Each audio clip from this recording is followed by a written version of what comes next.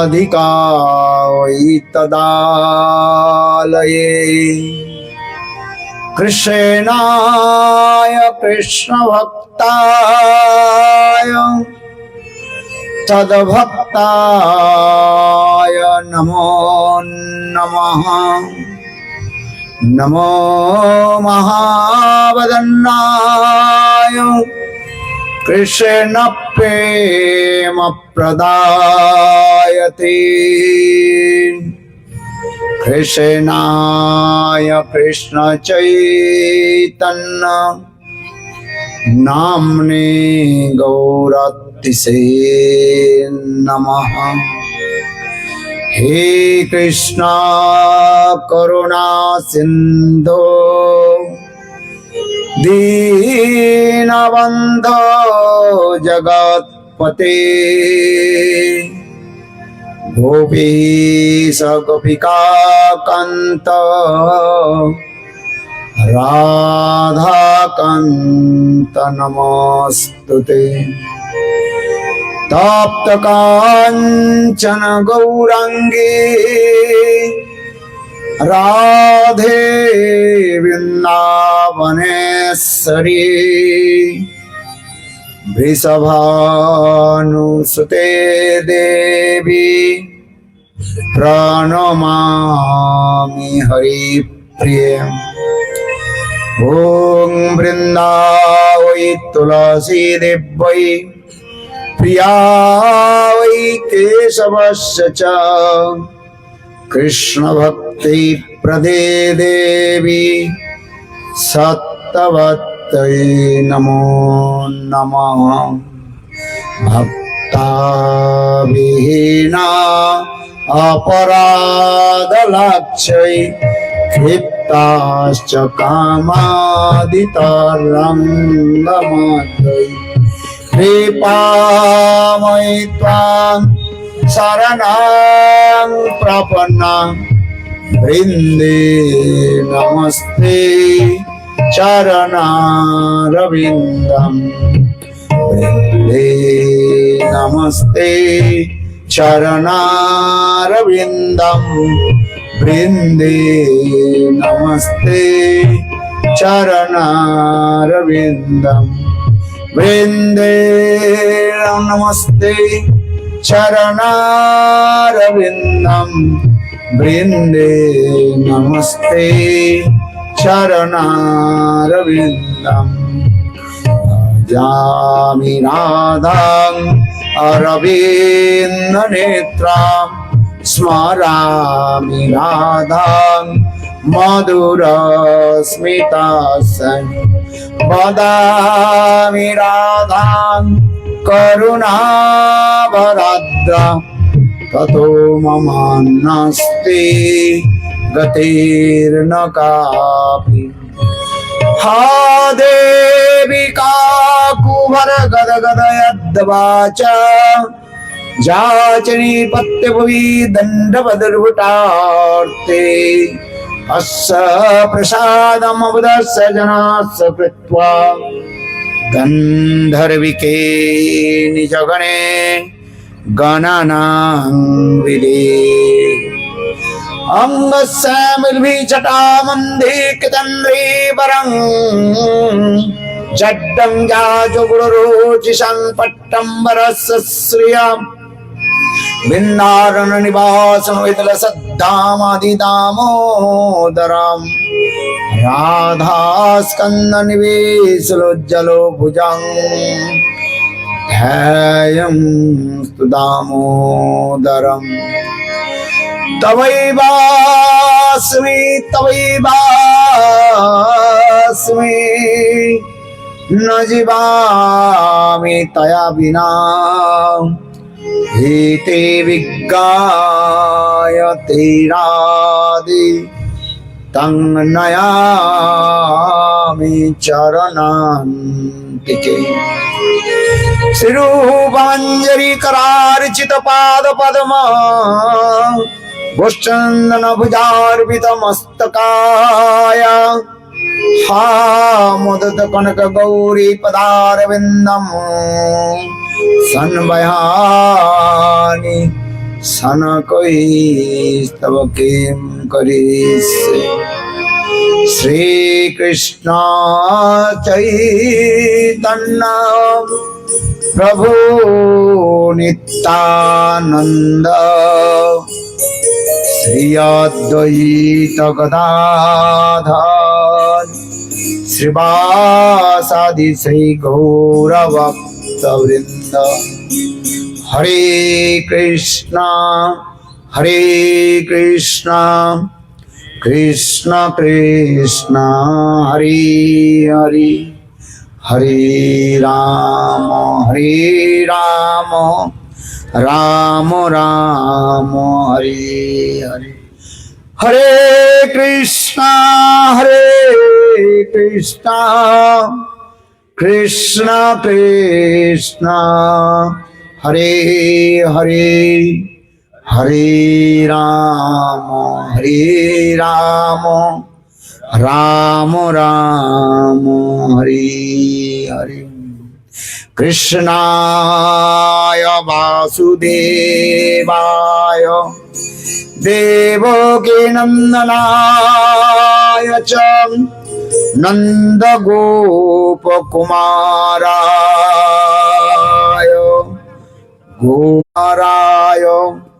गोविंदाय नमो नमः। ओम नमो भगवते वासुदेवाय। ओम नमो भगवते वासुदेवाय।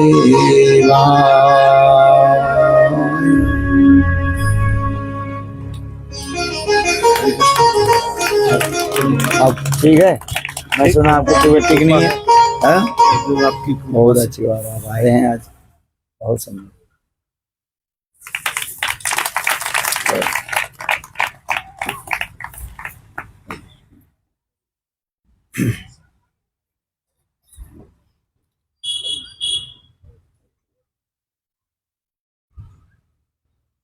सबसे पहले मेरे गुरुपाद पद्म नित्य लीला प्रविष्टम विष्णुपाद अष्टोत्तर शतस्य श्रीमद् भक्ति वेदांत श्रील वामन गोस्वामी महाराज एवं शिक्षा एवं सन्यास गुरु नित्य लीला प्रविष्टम विष्णुपाद अष्टोत्तर शतस्य श्रीमद् भक्ति वेदांत श्रील नारायण गोस्वामी महाराज के अभय चरण को कमलों में अनंत करोड़ साष्टांग दंडवत ज्ञापन करता हूँ। तत्पश्चात नित्य लीला प्रविष्टम विष्णुपाद अष्टोत्तर शतस्य श्रीमद् भक्ति वेदांत स्वामी महाराज एवं उपस्थित समस्त महानुभाव वैष्णव वृंद, मातृवृंद, गुरुगत सज्जन वृंद, हरि कथा पिपासु सत्यवृंद एवं परम स्नेहशिला मातृवृंद, सभियों की चरण कमलों में मेरा यथायथ दंडवत प्रणाम स्वीकार हो।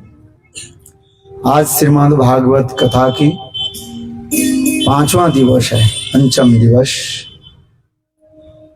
कल हम लोग ने कृष्ण के जन्म उत्सव मनाया।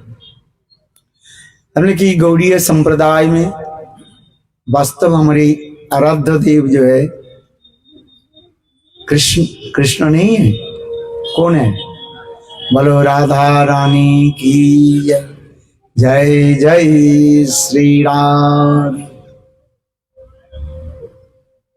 थोड़ा रस विचार में ही प्रतिष्ठित होता है। कृष्ण भगवान है। एते चंस कलापुंस कृष्णस्तु भगवान सा है। किंतु देखो, जब गंभीर रस विचार में आप प्रवेश करोगे तब आपके पता चलेगा हमारे आराध्य देवी कौन है। श्रीमती राधिका मदिसा नथते मत विपिन चंद्र ब्रजे वनेश्वरी। मदिसा नथते मत ईसा मेरे ईश्वरी कौन? श्रीमती राधिका। संसार के लोग ब्रह्म परमात्मा के लेकर के चलते, आगे जाकर के फिर ईश्वर परम कृष्ण सचिदानंद विग्रह अनादिरादि गोविंद सर्व कारण कारणम। ब्रह्म स्तुति में ब्रह्मा जी की स्तुति में ब्रह्म संहिता में ही बता रहे हैं, कृष्ण के स्थापित किया। किंतु जब हम और भी गंभीर में जब प्रवेश करें तो हमारी आराध्य देवी कौन है? स्वयं श्रीमती राधिका।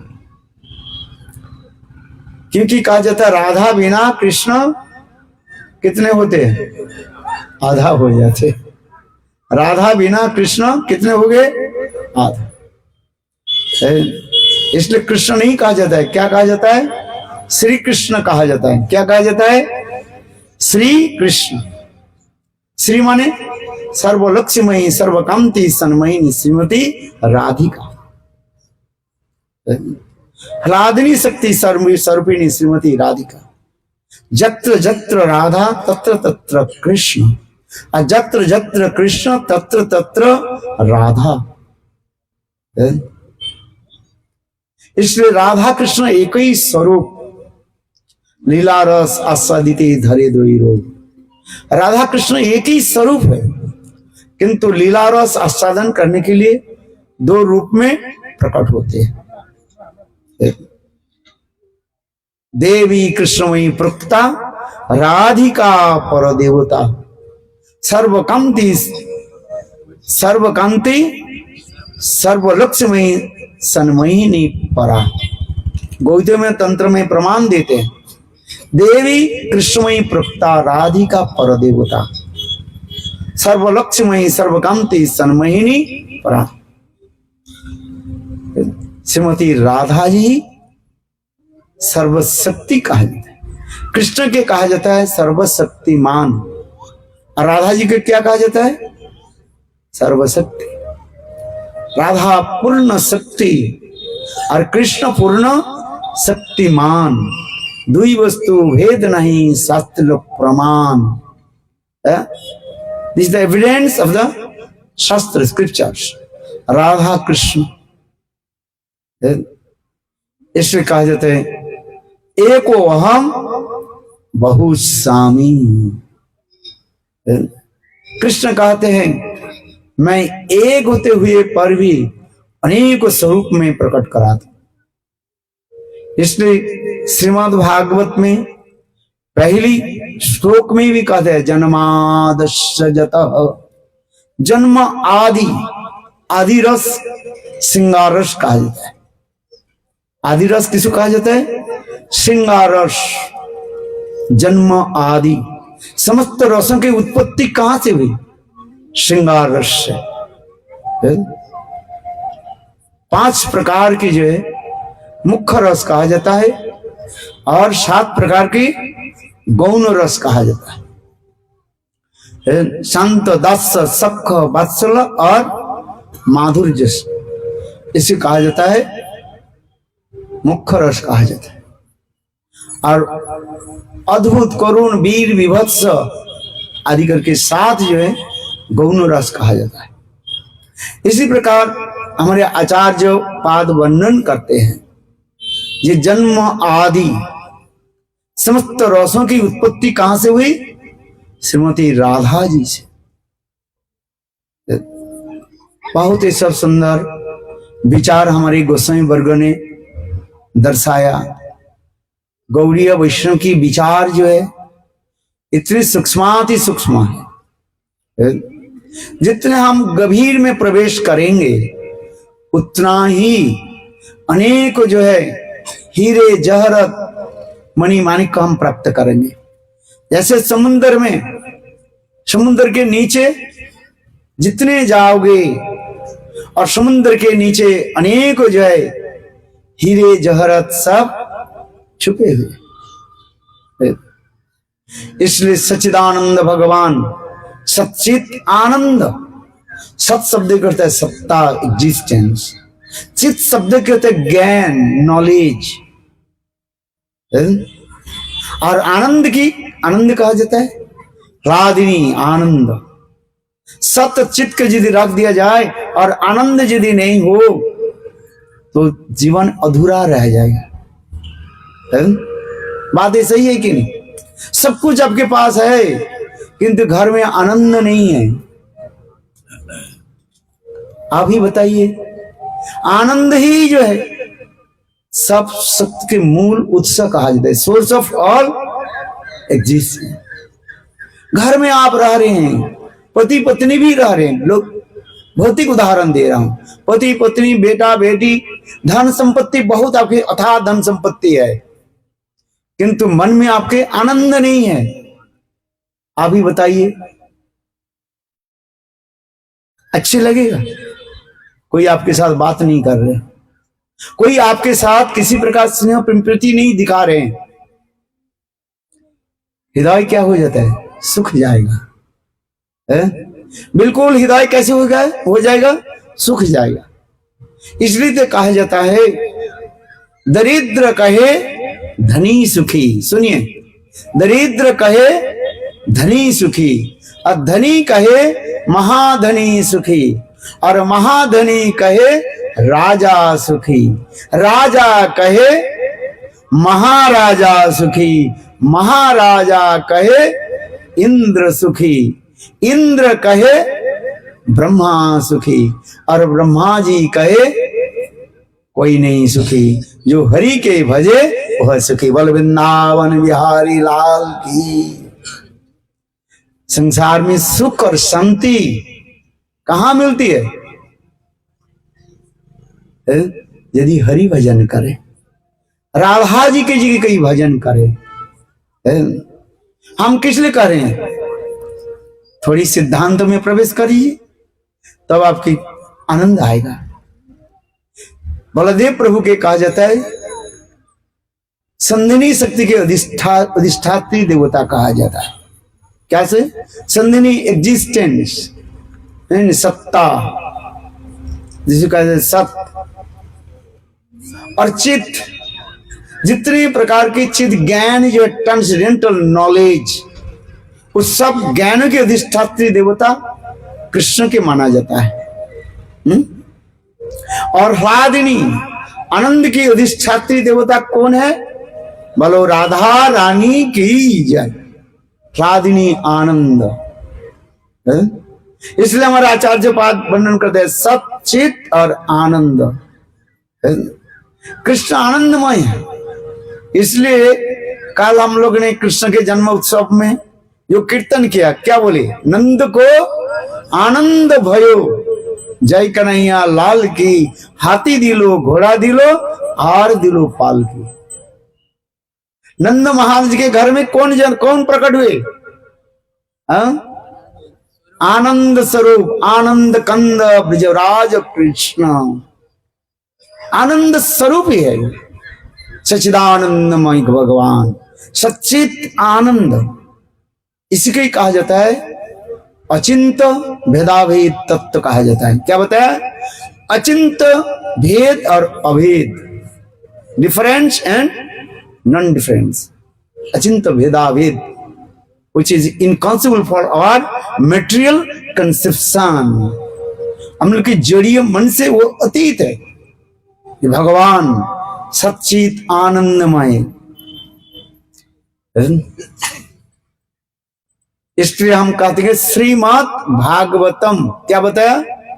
श्रीमद्, श्री माने सर्वलक्ष्मीमयी श्रीमती राधिका, मत संग ऐश्वर्य युक्त जहां पर रहते हैं, समस्त प्रकार के जो है भाव प्रेम प्रीति जहां पर रहते हैं, और वही स्वयं कृष्ण ही स्वयं राधा जी के साथ विराजमान होते हैं। श्याम रमा रमणम सुंदरता वरिष्ठ सौंदर्य मोहित समस्त जगत जनस्य श्यामस्य वाम बद्ध तनु कदां तामम इंदिरा ब्रह्महम।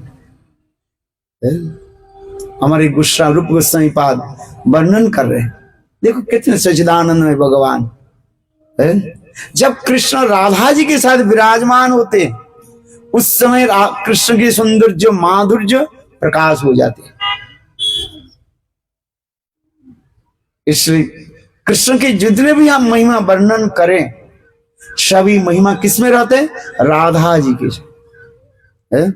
इसलिए ब्रज में क्या बोलते हैं, बोलो जगल जुगल जुड़ी सरकार की जय। वृंदावन में जाओगे ना, है? क्या बोलते हैं, जुगल जुड़ी सरकार है। आज वृंदावन की सेठ कौन है, कृष्ण है। और वृंदावन के सेठानी कौन है, बताओ, राधा रानी। बोलो सेठानी राधा रानी की जय। है? कृष्ण जी एक, कृष्ण जी शेर है और राधा रानी क्या, स्वाशेर है। समझ में आ रहे हैं? यदि कृष्ण के शेर माना जाए और राधा जी कितने होता है, क्या होता है, स्वाशेर होता है। स्वाशेर समझते हैं? देखो है श्री राधा जी की महिमा। और वृंदावन में चलिए, कोई कृष्ण कृष्ण नहीं बोलते हैं, क्या बोलते हैं, राधे। क्या बोलते हैं, अरे बोलो तो भाई, जोर से तो बोलो, बोलो राधे राधे राधे। वृंदावन में कृष्ण कृष्ण कोई नहीं बोलेगा, सब राधे राधे बोले। और यदि कृष्ण कृष्ण बोले, दोनों के एक साथ में बोले, क्या बोले, राधे श्याम श्याम श्याम राधे राधे। आज देखो, सेठ है और सेठानी है। सेठ जी पैसे कमाते हैं और पैसा किसको देते हैं, सेठानी को। और सेठानी वो पैसे कहां रखते हैं, अपने तिजोरी में रखते हैं। पैसा लेना है सेठानी से ही लेना पड़ेगा, चाबी तो उनके हाथ में है ना। सेठ तो पैसा कमा करके सेठानी को दे दिया और सेठानी ताले में लगा दी। तात्पर्य क्या है, ये प्रेम कहां पर छिपे हुए हैं, बोले श्रीमती राधा जी के। राधिनी आनंद प्रेमेर स्वरूप राधा प्रेमे विवाहित। प्रेम की स्वरूप ही क्या है, स्वयं श्रीमती राधा है।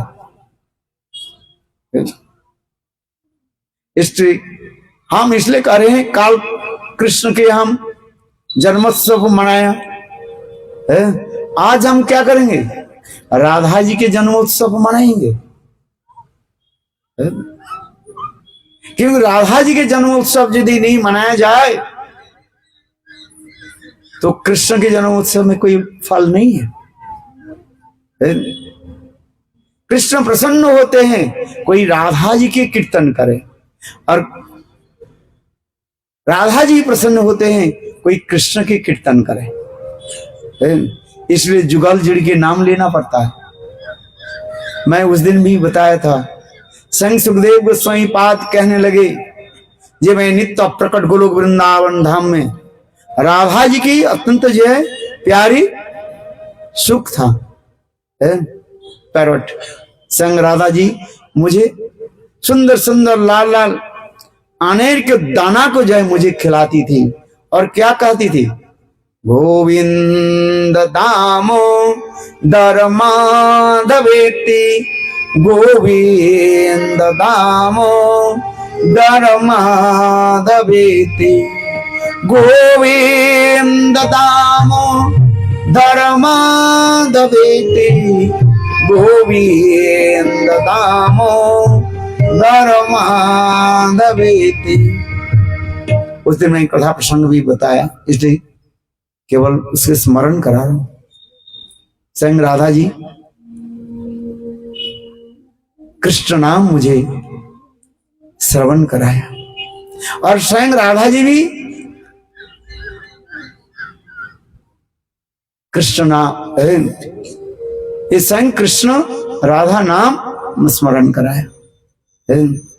स्वयं कृष्ण बोले, मेरे नाम कीर्तन मत करो, किसके नाम कीर्तन करो, भलो राधे राधे राधे, जय जय जय श्री राधे राधे राधे राधे, जय जय जय श्री राधे, भलो राधे राधे राधे राधे राधे राधे राधे राधे राधे राधे राधे राधे राधे राधे राधे राधे जय जय जय श्री राधे राधे राधे राधे जय जय जय श्री राधे राधा मेरी सामिनी मैं राधिन को दास जन्म जन्म मैं दियो वृंदावन को बास राधा मेरी सामिनी मैं राधिन को दास जन्म जन्म मैं दियो वृंदावन को दास राधा मेरी सामिनी मैं राधिन को दास जन्म जन्म मैं दियो वृंदावन को बास बोलो राधा मेरी सामिनी जन्म जन्म मैं दियो वृंदावन को बास वृंदावन को वृक्ष को मरम ना जाने कोई डॉलर डॉलर पत पात में राधे राधे होई वृंदावन को वृक्ष को मरम ना जाने कोई डॉलर डॉलर पत पात में राधे राधे होई राधे राधे राधे जय जय जय श्री राधे राधे राधे राधे जय जय जय श्री राधे राधे राधे राधे जय जय जय श्री राधे राधे राधे राधे जय जय जय श्री राधे बोलो जमुना की लहरियां बोले राधे राधे राधे जमुना की लहरियां बोले राधे राधे राधे बोले जमुना की लहरियां बोले राधे राधे राधे जमुना की राधे राधे राधे अरे वृंदावन की बंदरों बोले राधे राधे राधे वृंदावन की बंदरों बोले राधे राधे ओ वृंदावन की पंडितों की बोली बोले राधे राधे राधे वृंदावन की बुल राधे राधे राधे राधे राधे राधे जय जय जय श्री राधे राधे राधे राधे हेलो जमुना तो काली काली जमुना तो काली काली जमुना तो काली काली गोरी गोरी जमुना तो काली काली राधा गोरी गोरी वृंदावन में धूम मचावे बरसाने की चोरी वृंदावन की धूम मचावे बरसाने की चोरी ओ जमुना तो काली काली राधा गोरी गोरी जमुना तो काली काली राधा गोरी गोरी हर वृंदावन में धूम मचावे बरसाने की चोरी वृंदावन में धूम मचावे बरसाने की चोरी बोलो राधे राधे राधे जय जय जय श्री राधे राधे राधे राधे जय जय जय श्री राधे राधे राधे राधे जय जय जय श्री राधे राधे राधे राधे जय जय जय श्री राधे राधा रानी की जय जय श्री राधे। आज अंतिम में कथा की अंतिम में राधा जी की जन्म लीला हम कीर्तन करेंगे, क्योंकि राधा की जन्म लीला यदि हम कीर्तन नहीं करें कृष्ण प्रसन्न नहीं होंगे। इसलिए कृष्ण के सुख के लिए ही हमें राधा जी की जन्म लीला आज भी मनाना पड़ेगा। और काल जाकर के हम किस प्रकार कृष्ण राधा जी के साथ रास विलास आदि करते हैं, गिरिराज गोवर्धन आदि धारण आदि लीला है, ऐसा वर्णन करेंगे। आइए कथा में, बहुत सुंदर कथा हम श्रवण कर रहे हैं। संसार की जो उत्पत्ति स्थिति और विनाश भगवान आज सब कुछ करते हैं। सृष्टि स्थिति प्रलय साधन शक्ति रेखा, सृष्टि स्थिति और ध्वंस कौन कराते हैं? वही प्रभु जिनकी आंखों की पलक पड़ते ही अनंत करोड़ विश्व ब्रह्मांड लय प्रलय हो जाते हैं। अच्छा, एक बात मैं आप लोगों को प्रश्न करता हूं, सृष्टि यानी जन्म सब उत्सव सब मनाते हैं, मनाते हैं कि नहीं मनाते हैं? क्यों? सब जन्म उत्सव हम मनाते हैं, कोई मृत्यु उत्सव कोई मनाते हैं? हाँ जी प्रकाश जी, कोई मृत्यु के उत्सव कोई मनाते हैं? उत्सव नहीं मनाते, जन्म उत्सव मनाते हैं। जन्म ही उत्सव कहा जाता है। मृत्यु नाम सुनते ही सब हम डरते हैं, है? कोई मरना चाहते हैं, कोई चाहते हैं या हमारे परिवार में कोई व्यक्ति शरीर छोड़ दे, मर जाए? नहीं चाहते। तो स्वयं भगवान ये सृष्टि तो सभी चाहते हैं, जन्म सब चाहते हैं, मृत्यु शब्द क्यों रखा गया? थोड़ा ध्यान से सुनिए, मृत्यु शब्द क्यों रखा गया? बात सही है कि नहीं? पद्म पुराण में इसलिए लिखा है, सृष्टि स्थिति सृष्टि करते हैं सब, जन्म शब्द थे, मृत्यु शब्द क्यों रखा गया? बोले देखो, जिसकी जन्म है उसकी क्या है? मृत्यु है। किंतु भगवान की जन्म नहीं है और उनकी मृत्यु नहीं है, इसे भगवान कहते हैं अजन्मा कहते हैं। आत्मा की जन्म नहीं है, अजो चित अजो नित्य शाश्वतम, जिसके जन्म नहीं है, अजमने से जन्म नहीं है, नित्य जिसके परिवर्तन नहीं होता है, और जो नित्य शाश्वत सदा सर्वदा एक ही स्वरूप में विराजमान होते हैं, और जो नित्य शाश्वत न हन्नते हन्न माने शरीरे। तो स्वयं भगवान आत्मा के लिए कार्य है, और वो आत्मा के आत्मा परमात्मा स्वयं भगवान, उनके जन्म कहां से हो गए? उनके मृत्यु भी कैसे होगा? नहीं होता। तत्व विचार कर रहे हैं, किंतु देखो भगवान जन्म ग्रहण करके भी लोगों की हमें परिचय दे रहे हैं। मैं अजन्मा होकर के भी जन्म लेता हूं, मातृगर्भ से जन्म ले रहा हूं। क्यों? हमें शिक्षा देते हैं, दिखाते हैं। इसी भगवान कहते लीला कहा जाता है। मनुष्य में लीला नहीं होता है, वो कर्म कहा जाता है। वो कर्म के अनुसार संसार में जन्म लेते हैं और इस संसार में दुख कष्ट आदि भोग करते हैं, फिर शरीर छोड़ करके चले जाते हैं। और भगवान के जन्म कर्म च नहीं होता, जन्म कर्म च न विद्यते, मेरे जन्म कर्म नहीं रहता।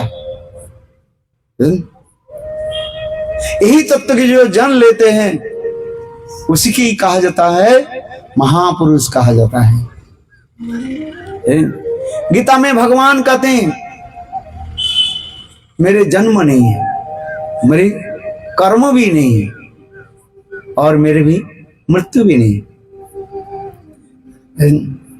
तथापि स्वयं भगवान मातृगर्भ से जन्म ले रहे, प्राकृत शिशुवत, एक छोटा बालक के भांति जन्म ले रहे हैं। देखो काल कथा सुना है ना, एक शब्द आप थोड़ा ध्यान से सुनिए। कृष्ण मथुरा में कंस के कारागार में जन्म लिया कि प्रकट हुए? क्या सुना? प्रकट हुए। भये प्रकट दीन दयाला है, रामचंद्र भये प्रकट दीन दयाला कौशल्या हितकारी, देवों के हितकारी है। और मां जसोदा के गोकुल में मां जसोदा के गर्भ से स्वयं कृष्ण साक्षात जो है साधारण बालक के भांति जन्म ले रहे, एक प्रकट और एक जन्म। थोड़ा ध्यान दीजिए, सुनिए। जन्म प्रकट, भगवान कहीं से भी प्रकट हो सकते हैं, ही कैन मैनिफेस्ट एनीवेयर, कहीं भी प्रकट हो सकते हैं। जैसे नृसिंहदेव कहां से प्रकट हुए? कथा सुना है कि नहीं? कहां से प्रकट हुए? खंबे से। तो खंबा उनके माता पिता है क्या? भगवान कहीं भी प्रकट होते हैं। बराहदेव भगवान कहां से प्रकट हुए? कौन जानते हैं? हाथ उठाइए। ब्रह्मा जी की नासारंध्र से, नाक से। है? तो ब्रह्मा जी की नाक से उनके माता पिता माना जाए, ऐसे नहीं है? जन्म भगवान कैसे भी प्रकट हो सकता है। इसलिए हमारे आचार्य प्रकट शब्द जो है अपीयर्ड, मैनिफेस्ट इंग्लिश में शब्द हो रहा है? और जन्म taking birth as like human being, जिसमें होता है क्या, जन्म संस्कार भी होता है, नाड़ी छेदन होता है। नाड़ी छेदन समझे? बालक जब मातृगर्भ से जन्म लेते हैं, उस बालक के नेवल के साथ मां के कोख से साथ जुड़े रहते हैं। इसके उसके बाद क्या किया जाता है? नाड़ी छेदन होता है, एमिकल कट सेरेमनी कहा जाता है, नाड़ी छेदन संस्कार होता है उसमें। उसी प्रकार कृष्ण की यही दिखाते हैं, जात संस्कार दिखा रहे हैं। नंदस्तु आत्मजो उत्पन्न जातो ह्लादो महामुनि। नंदस्तु आत्मजो, नंद महाराज की आत्मजो, आत्मा भी जयते इति आत्मजो, स्वयं उनके जो है शरीर से कहां प्रवेश किया ना, देवो एक मां जसोदा की कोख में आ गए और फिर साक्षात रूप में जन्म ग्रहण करके नंदस्तु आत्म जो उत्पन्न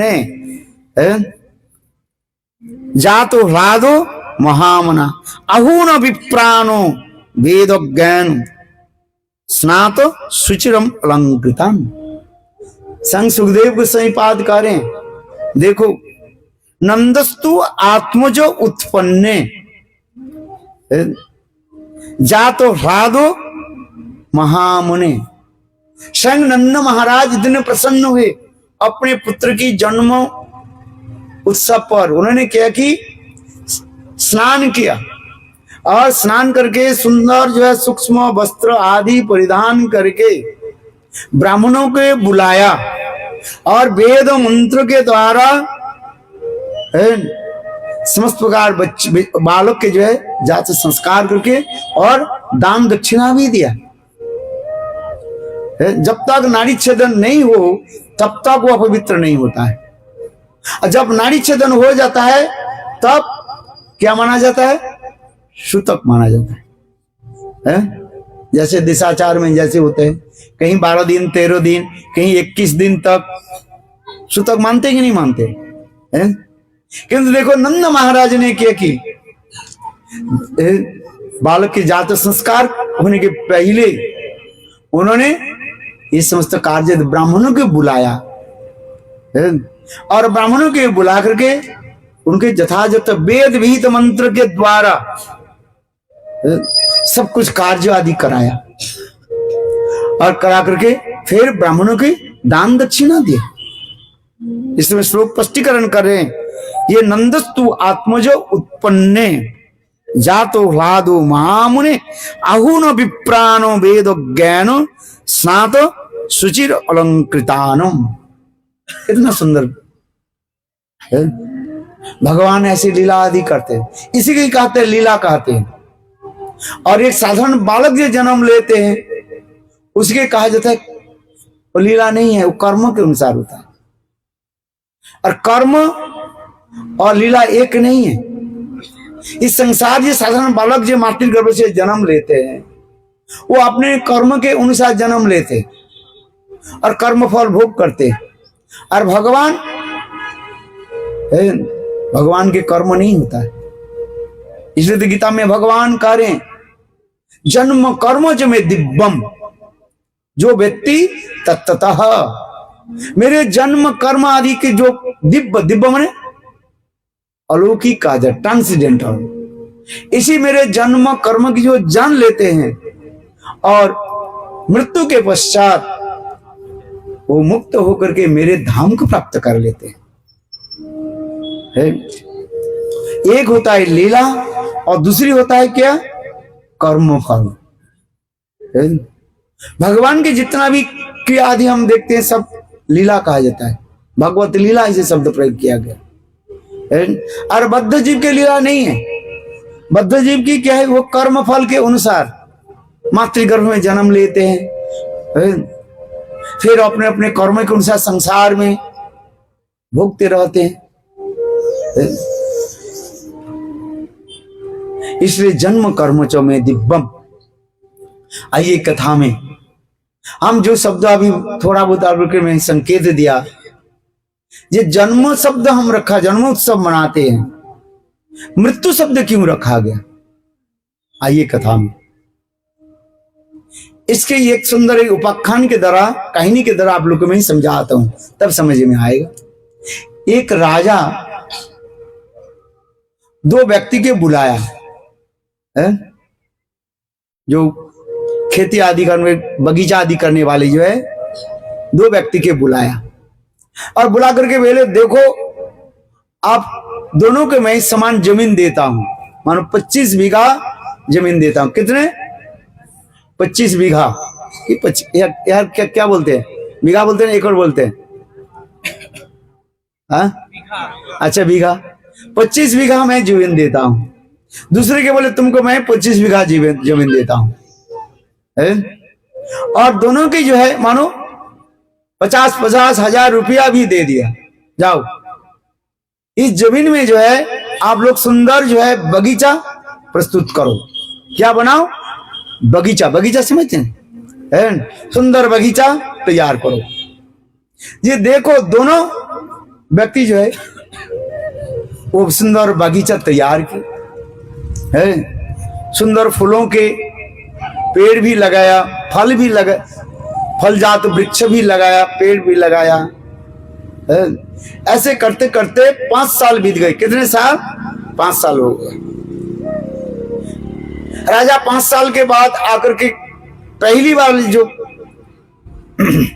व्यक्ति जो थे उसके बोले मैं तुम्हारे बगीचा में देखना चाहता हूं। मैं तुमको 25 बीघा जमीन दिया और कितने पैसे दिया? मानो 50,000। आज का तो 50,000 कुछ नहीं है, उस समय की बात है। मानो 5 लाख भी मान लो। अच्छा तुमने क्या बगीचा कैसे बनाया हम देखना चाहता हूं। देखो राजा जब आए और उस बगीचा को देखा, सुंदर रूप में सजाया गया है। एक नजर से बिल्कुल फर्स्ट से एंड तक दिखाई पड़ेगा, इतने सुंदर रूप में एक एक पेड़ को लगाया, बिल्कुल जो है स्ट्रेट करके लगाया है।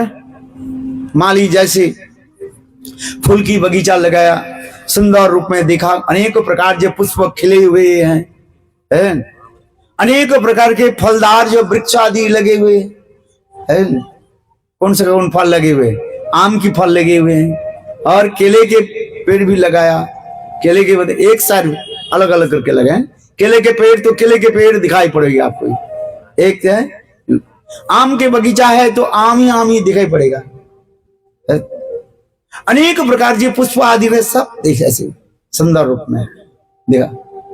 और देखा राजा, देखा सुंदर बगीचा है, बहुत सुंदर।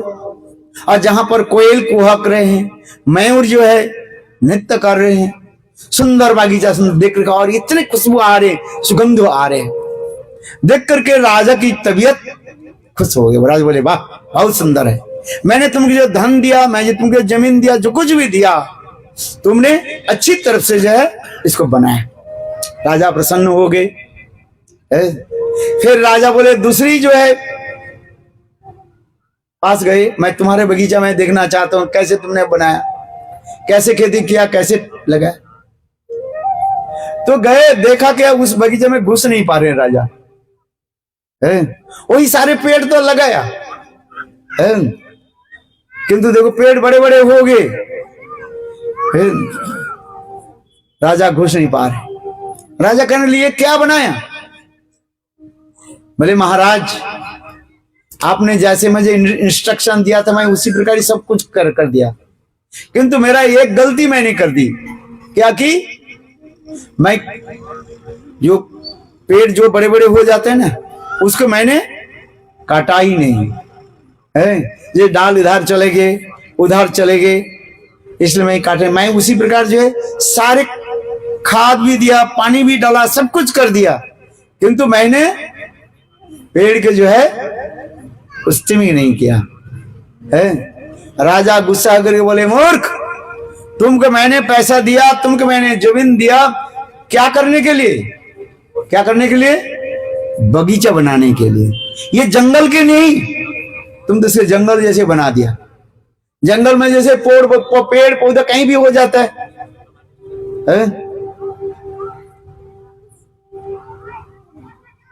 तुमको जो मैंने पैसा दिया किस लिए?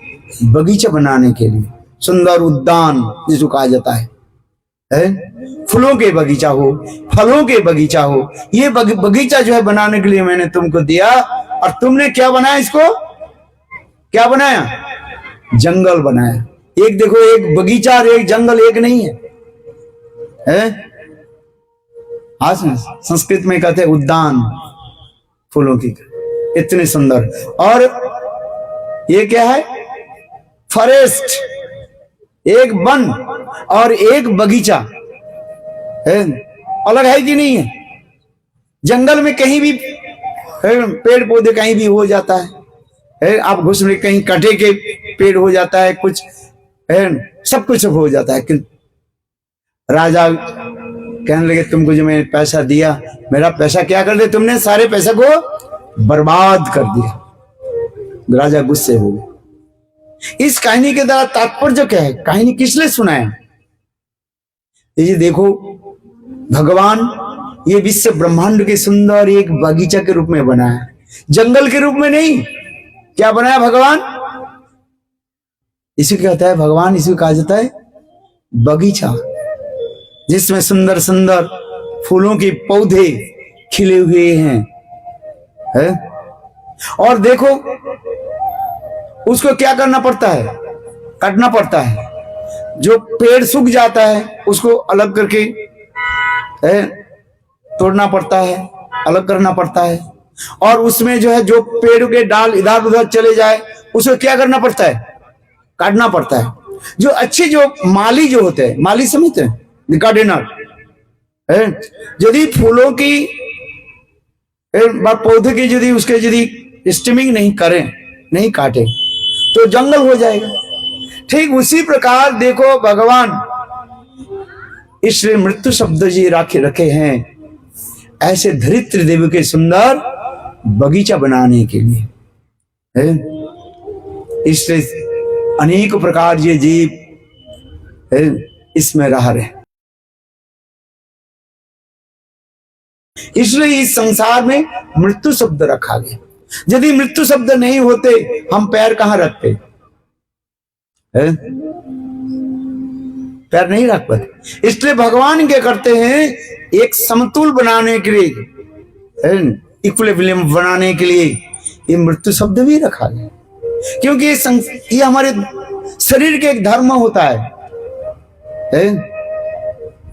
जायते अस्ति वर्धते अपक्षयते विनश्यते। जायते, हम मातृगर्भ से जन्म लेते हैं, फिर धीरे धीरे हम बढ़ते रहते हैं, फिर धीरे धीरे हमारा जरा व्याधि हो जाता है, और धीरे धीरे शरीर चलता नहीं है, अंत में सब छोड़ देते हैं। बोलो वृंदावन बिहारी लाल की। इसलिए स्वयं भगवान ये भी रखा गया है। ये संसार के जीव इस संसार में एक शरीर के छोड़ करके दूसरे शरीर में चले जाते हैं। और भगवान की क्या है? थोड़ा सब यहां पर सिद्धांत तो सुन लीजिए। भगवान के देहो देही वेदानस्ति। भगवान के शरीर जो है और उनके शरीर में कोई भेद नहीं है, एक ही है। देह देही भेदानस्ति। देह देही में कोई भेद नहीं है। भगवान अपने अचिंत्य शक्ति के द्वारा लीला आदि करते हैं। जैसे एक बालक मातृगर्भ से जन्म लेते हैं, फिर बड़ा हो जाता है, फिर युवा बनता है, किशोर बन जाता है, फिर धीरे धीरे वृद्ध काल आ जाता है, फिर शरीर छोड़ देता है। इसी कहते हैं जन्म मृत्यु के चक्कर हम कहा जाता है। भगवान कैसे नहीं है। भगवान क्या करते? ये लीला हमें दर्शन कराते। भगवान ये मातृगर्भ से जन्म लिए। अभी कहते हैं, हम इसलिए कह रहे हैं ये कृष्णा देवकी के गर्भ से क्या हुई, जन्म लिया कि प्रकट हुए? है प्रकट हुई। क्योंकि यदि जन्म लेते हुए पर नाड़ी छेदन होता कि नहीं होता?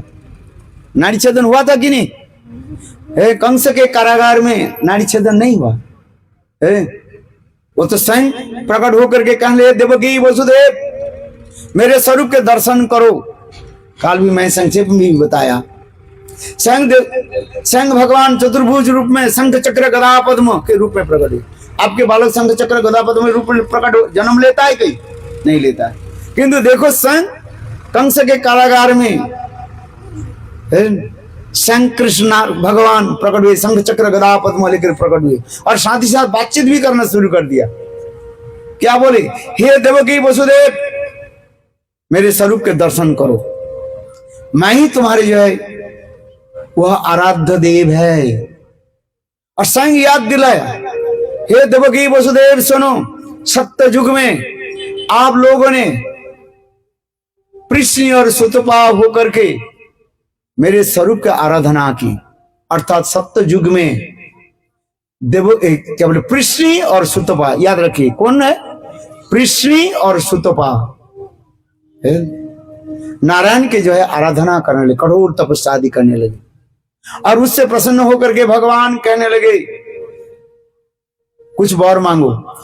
उस समय कृष्ण और सुतपा कहने लगे, प्रभु यह वर दीजिए, आपके भांति एक पुत्र हमें संतान मुझे प्राप्ति हो। उस समय संग भगवान कहने लगे, नारायण कहने लगे, हे कृष्ण और सुतपा मेरे भांति संतान प्राप्ति संभव नहीं है, क्यों मैं यूनिक अनप्रहलाद, मेरे भांति संभव नहीं है। किंतु आप लोग के कठोर तपस्या से मैं प्रसन्न हो गया। मैं वचन देता हूं ये आपके 3 जन्म मैं पुत्र होकर के आऊंगा और आप लोग हर जन्म में मैं आप लोग के स्मरण दिलाऊंगा। इसलिए सत्य युग में स्वयं भगवान कृष्ण नारायण कृष्ण और सुतपा के निकट जो पुत्र हुए उसके कहा जाता है कृष्णी गर्भा कहा जाता है। जो ध्रुव महाराज के उपास्य देव थे, क्या भगवान के नाम क्या हुई? कृष्णी गर्भा। और दूसरी जन्म में वही कृष्ण और सुतपा क्या होकर जन्म लिया? कश्यप और अदिति होकर के। और उस समय स्वयं वही नारायण स्वयं भगवान वामन देव होकर के प्रकट हुए। बोलो वामन देव भगवान की जय। दूसरी जन्म चली गई, अभी तीसरी जन्म। उसे स्वयं भगवान कहने लगे, नारायण कहने लगे, हे देवकी वसुदेव आप लोग वही कृष्णी सुतपा हो है और मैं ही तुम्हारी वही आराध्य देव हूं। अभी आप लोग देवकी और वसुदेव नाम से परिचित है और मैं ही स्वयं नारायण हूं, मेरे स्वरूप के दर्शन करो। वहां पर कोई नाड़ी छेदन कुछ नहीं दिखाएगा। काल भी ये बताया, स्वयं वसुदेव महाराज भगवान के प्रार्थना करने लगे, कहीं कंस आकर के आपकी मार न दे, नष्ट न, आपकी कोई कुछ न करे, इसलिए आप प्राकृत शिशु बात हो जाइए। स्वयं भगवान छोटे बालक के रूप धारण किया और स्वयं भगवान भी कहने लगे, हे वसुदेव मुझे जल्दी जल्दी इस कारागार से बाहर लेकर के जाओ और नंदालय में नंद महाराज की पत्नी जशोदा की गर्भगृह में उनके देकर के आओ, प्रसव गृह में वे देकर के आओ। और उस समय वसुदेव महाराज लेकर के आए, जो आग काल की कथा में स्मरण दिलाए। अभी इधर आइए और इधर स्वयं कृष्ण वर्णनंदन श्याम सुंदर जशोदानंदन श्याम सुंदर कहां जन्म लिया? जशोदा की गर्भ से। इसलिए ये श्लोक जो महत्वपूर्ण श्लोक है, नंदस्तु आत्मजो उत्पन्ने। आज तक भी मथुरा के लोग और गोकुल के लोग झगड़ा करते हैं, विवाद करते हैं। क्या विवाद करते हैं? मथुरा के लोग कहते हैं कृष्ण कंस के कारागार में जन्म लिया और गोकुल के लोग कहते हैं नहीं, कृष्ण मां जशोदा के गर्भ से ही जन्म लिया। बोलो वृंदावन बिहारी लाल की जय। यही है वास्तव, ये सत्य है। किंतु इसी को जो है समाधान करते हुए हमारे आचार्यपाद सुंदर एक तत्व सिद्धांत दिया, हरिवंश पुराण और दूसरे पुराण से भी प्रमाण दिया। जहां जहां पर श्रीमद् भागवत में देवकी कहा करके संबोधन किया गया और उसी की सिद्धांत देते हुए हमारे आचार्यपाद कहते हैं, नंद दे नामनी नंद भार्या देवकी जसोदा च। नंद महाराज की पत्नी जसोदा के दो नाम थे। कितने नाम? दो नाम, एक है देवकी और जसोदा। इसमें श्लोक में आ रहे हैं, दे नामनी नंद भार्या देवकी जसोदा च। जहां जहां पर श्री सुखदेव गोस्वामी पाद देवकी नंदन कहा करके पुकारा, समझना चाहिए वह जसोदानंदन है। ये समस्त रहस्य हमारे आचार्यपाद ने वर्णन किया गया। और एक ही साथ में देवकी और जसोदा, वसुदेव महाराज के पत्नी देवकी गर्भवती हुई और इधर नंद महाराज के पत्नी जसोदा भी गर्भवती, और एक ही साथ में दोनों बालक के जन्म दिया। इसलिए लोग भ्रमित हो जाता है जो वास्तव कृष्ण के माता पिता कौन है। आज तक भी लोग विवाद करते रहते हैं, बोले कृष्ण के माता पिता है कौन है। उसकी समाधान देते हुए हमारे आचार्यपाद एक सुंदर तत्व सिद्धांत देते हैं। देखो, प्राचीन काल में देवमीड़ नाम से एक राजा थे। क्या नाम था? देवमीड़ नाम सुनिए अच्छी तरह से। उसके दो पत्नी थी, एक है क्षत्रिय वंश की एक पत्नी थी और दूसरी वैश्य वंश की, वैश्य कुल की पत्नी थी। क्षत्रिय वंश की जो पत्नी जो है उससे जो है पुत्र हुए क्या नाम? सुरसेन। और सुरसेन के पुत्र हुए वसुदेव महाराज, और वसुदेव के पुत्र हुए यही कृष्ण। इसी उसके कहा जाता है वासुदेव कहा जाता है। इससे क्षत्रिय वंश आ गया। और दूसरी जो है वैश्य वंश में जो एक पत्नी थी, उस पत्नी के जो गर्भ से उसके हुए पर्जन्य हुए। क्या हुए? पर्जन्य। पर्जन्य के 5 पुत्र थे। क्या क्या नाम? उपानंद, सुनंद, अभिनंद, नंद और नंदन। ये 5 पुत्र थे।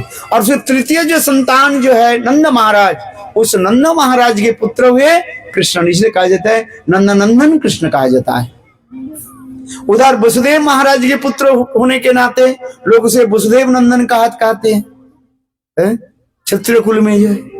और इधर वैश्य कुल में नंद महाराज के पुत्र होने के नाते कृष्ण के क्या कहा जाता है?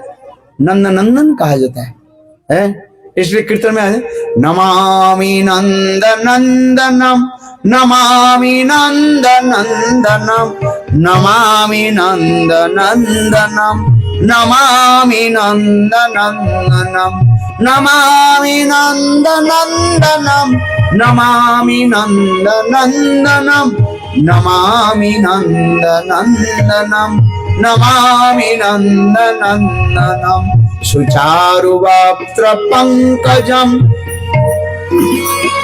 इंद्रगंजितम दुकुलपीत शोभनम, नमामि नंद नंदनम, नमामि नंद नंदनम, नमामि नंद नंदनम, नमामि नंद नंदनम, नमामि नंद नंदनम।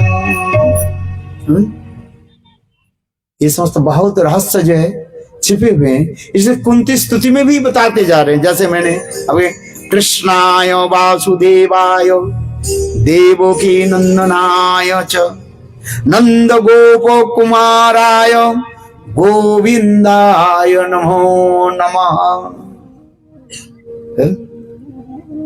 यह रहस्य जो है हमारे आचार्य पाद ने, विश्वनाथ चक्रवर्ती पाद, अपनी टीका में सुंदर रूप में वर्णन किया गया। पुराणों से, हरिवंश पुराण, गर्ग संहिता, विभिन्न पुराणों से प्रमाण दे करके दिया। बहुत सुंदर ये कथा जो है यही बताते जा रहे। और भी अनेकों जो है तत्व सिद्धांत रहस्य इसमें छिपे हुए हैं, जिसकी कथा बहुत गंभीर है, गंभीर भी है, समझना सबके लिए कठिन हो जाएगा, है? बहुत सुंदर इसलिए कह रहे हैं। देखो अब हम कथा को आगे बढ़ाते हैं, है? इसका नंद को आनंद भयो, है? नंद महाराज के आनंद ही प्रकट हुए। कितना सुंदर कृष्ण गोविंद जो है प्रकट हुए, है? साधारण बालक के भांति लीला आदि करते जा रहे, कितनी सुंदर जो है। इसी प्रकार आगे की कथा हम कीर्तन करते हैं। कृष्ण धीरे धीरे बड़े होने लगे। अभी कृष्ण के मानो कितने दिन हो गया? 6 दिन हो गया। 6 दिन में क्या होता है भाई? क्या होती है? छठी होता है। संसार के लोग की पूजा करते आते रहते हैं 6 दिन के बालक जो होते हैं। और देखो आश्चर्य की बात है, नंद महाराज इतने दिन तक कंस के कर नहीं दिया, टैक्स नहीं दिया। क्यों? नंद महाराज उदार थे। नंद महाराज विचार करने लगे, मेरे पास तो कोई संतान नहीं है ही नहीं, पुत्र संतान नहीं है, और टैक्स देकर के हमारे फायदा क्या? कुछ जरूरत नहीं है, मेरे बाद ही कंस ले ले। जैसे आप सरकार के जो है टैक्स नहीं दो तो सरकार धीरे धीरे क्या टैक्स जितने बढ़ते जाएगा, अंत में आपके सारे ले लेंगे नहीं क्या? ले लेते। ठीक उसी प्रकार नंद महाराज विचार करने लगे, मेरे तो पुत्र संतान है ही नहीं, कंस ले ले कोई भी बात नहीं। किंतु जो जिस दिन कृष्ण जन्म लिया उस दिन नंद महाराज विचार करने लगे, मेरे पुत्र कृष्ण के लिए ही ये सारी संपत्ति की रक्षा करना पड़ेगा। इसलिए नंद महाराज मथुरा चले गए कंस के कर देने के लिए, टैक्स देने के लिए। और उसी दिन ही गोकुल में और कृष्ण की सुंदर छठियां जो है उत्सव मना रहे। और इधर मैंने काल भी कहा था, ये कृष्ण एक कृष्ण जब कंस देवकी हाथ से जब वो छोटे बालिका के जो है जोग माया के जब छीन लिया, और छीन करके जब उसके मारने के लिए प्रयास की, और वो जोग माया कंस के हाथ से चले गए और आकाश में चले गए, और कंस के सिर पर इतने जोर से पैर जमाया, लत जमाया, और कंस गिर गए। और कहने लगे, अरे मूर्ख कंस, तू मुझे क्या मारोगे? तुझे मारने वाले ब्रज में अन्यत्र कहीं जन्म ले चुके। इसलिए कंस संग देखा, अपने देवी को देखा है, जिसमें आज तक भी कंस के उपास्य देवी जो है, जिसे कंकाली कहा जाता है। जो लोग मथुरा गए होंगे, कंस के आराध्य देवी कंस जिसके पूजा करते थे, वो यहाँ पर भी देवी यहाँ पर विराजमान है, जिसे कहा जाता है कंकाली कहा जाता है। क्या कहा जाता है? कंकाली। कंस की उपास्य देवी जो है कंकाली कहा जाता है, कंकाली मंदिर है यहाँ पर। और कंस साक्षात देखा अपने उपास्य देवी अष्टभुजा रूप धारण करके है, और कंस के कहले, मूर्ख कंस, तुम मुझे क्या मारोगे? तुझे मारने वाले स्वयं भगवान कृष्ण कहीं ब्रज में अन्यत्र कहीं जन्म ले चुके। कंस इतने भयभीत हो गए उस समय से, है ये मुझे मारने वाले विष्णु तो कहीं नहीं जन्म ले लिया। इसलिए रातों रात कंस ने किया कि अपने जितने भी अनुचर जो है, परिकार जो है, असुरों के सब बुलाया और बुला करके सब मीटिंग करने लगे। 6 दिन 5 दिन तक मीटिंग चल रहा है। जिस दिन कृष्ण जन्म लिया उस दिन से अभी तक 5 दिन मीटिंग चलने लगी। कोई निर्धारण नहीं ले पा रहे हैं, सिद्धांत ले नहीं पा रहे हैं। ये कंस के जो हंतारक, कंस के मारने वाले विष्णु कहां जन्म लिया, कौन जाएंगे, कौन खोज करके ले आएंगे। 5 दिन तक दिवारात्र कंस के दरबार में सारे लोग एकत्रित होकर के, माने सारे असुर लोग एकत्रित होकर के आलोचना करने लगे। और देखो एक 6वां दिन जो है, ये पुतना कहने लगी, भाई कंस चिंता मत करो, मैं खोज करके आती हूं। कृष्ण कहीं भी, विष्णु कहीं भी जन्म लिया बालक जो है, मैं उसके छानबीन करके मैं आती हूं और मैं इसके मार डालूंगी।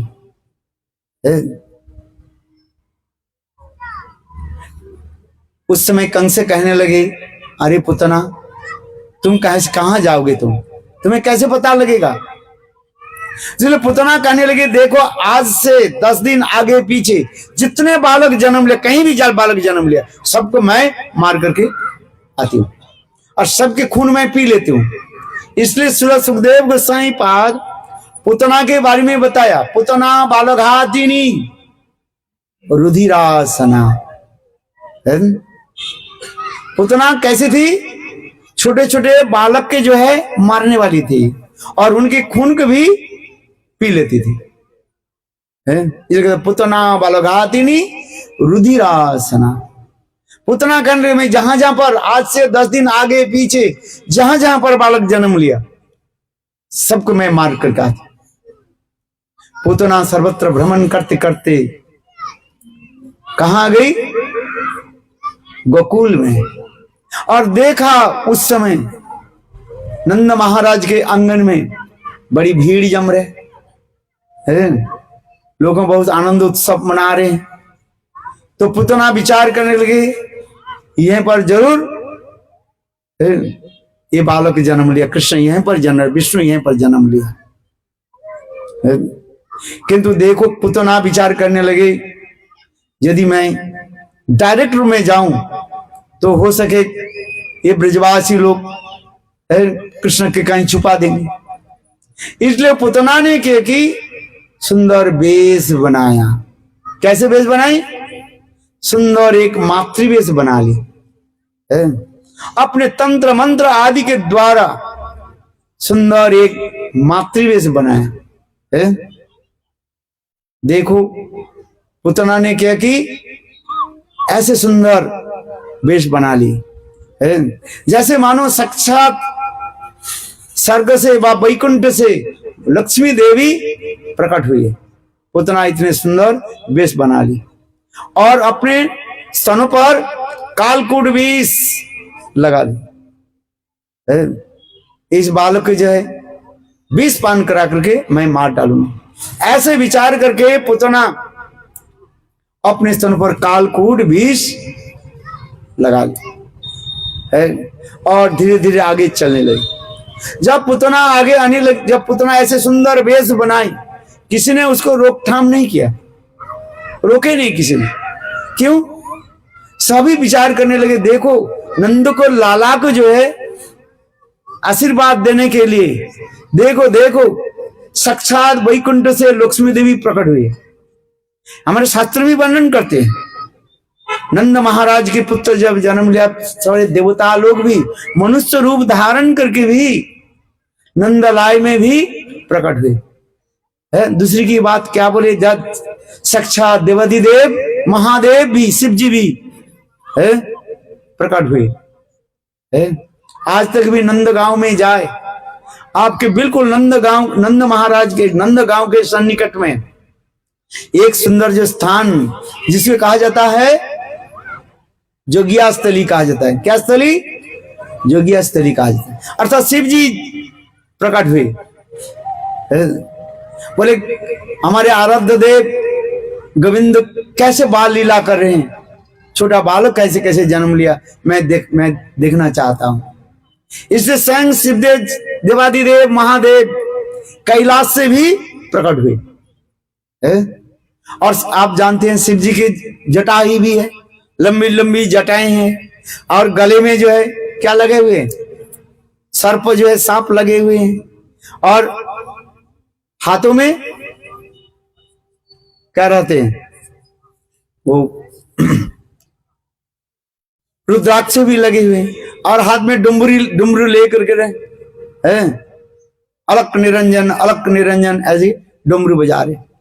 और देखो शिव जी जितने डुमरू बजाने लगे हैं, अंदर महल में गोपाल कृष्ण समझ गए मेरे जो है परम भक्त वैष्णवानंग यथा शंभु देवादिदेव महादेव मुझे दर्शन करने के लिए लाए हैं। और कृष्ण छोटे बालक है ना, अभी 2-3 दिन के बालक है, वो भी इतने जोर से रोने लगे है। मां जसोदा और उनके परिचारिका उनके संतना देने के लिए प्रयास करी, और शिव जी जितने जोर से डमरू बजाने लगे, बालक उतना ही जोर से चिल्लाने लगे। क्यों? कृष्ण मन ही मन विचार कर रहे हैं, ये मेरे परम भक्त महादेव को दर्शन देना है। और मां जसोदा विचार करने लगी, पता नहीं ये कहां से जोगी कैसे आ गया है। भाई कली काल है ना, पता नहीं है कौन सा साधु है कौन सा असाधु है, क्या पता है? कहीं मान मेरे बच्चा को कहीं कुछ क्या कर देते हैं, तंत्र मंत्र और जादू टोना ना कर दे। भाई ये वात्सल्य भाव है ना, मां जसोदा साक्षात जो है वात्सल्य की मूर्ति कहा जाता है। मां जसोदा विचार करने लगी, ये साधु तो इतने बड़े बड़े जटा है, और गले में क्या सांप लगा हुआ है, हाथ में नाजिनी, दोनों हाथ में रुद्राक्ष लगे हुए हैं। इसलिए मां जसोदा विचार कर कई साधु कोई हमारे बच्चे के क्या कर दे, टाना जो मंत्र मंत्र कुछ ना कर दे। इसलिए मां जसोदा कहने लगी मैं बालक के दर्शन नहीं कराऊंगी। और जितने और इधर शिव जी विचार करने लगे, आज तो मैं आए हूं गोविंद के दर्शन करके जाऊंगा, कितने सुंदर जी। और बार बार जैसे डुमरी बजाने लगे ना, और गोपाल जो है उतने जोर से भी रोना शुरू कर दिया। तो मां जसोदा के जितने भी परिचारिका थी, मेड सर्वेंट, और मां जसोदा के जितने भी परिचारिका कहने लगे, जसोदे एक काम कर, ये जोगी जो आए हैं ना, इसके थोड़ी सी दर्शन करा दो। मां जसोदा बोले नहीं नहीं, क्या साधु है क्या पता है?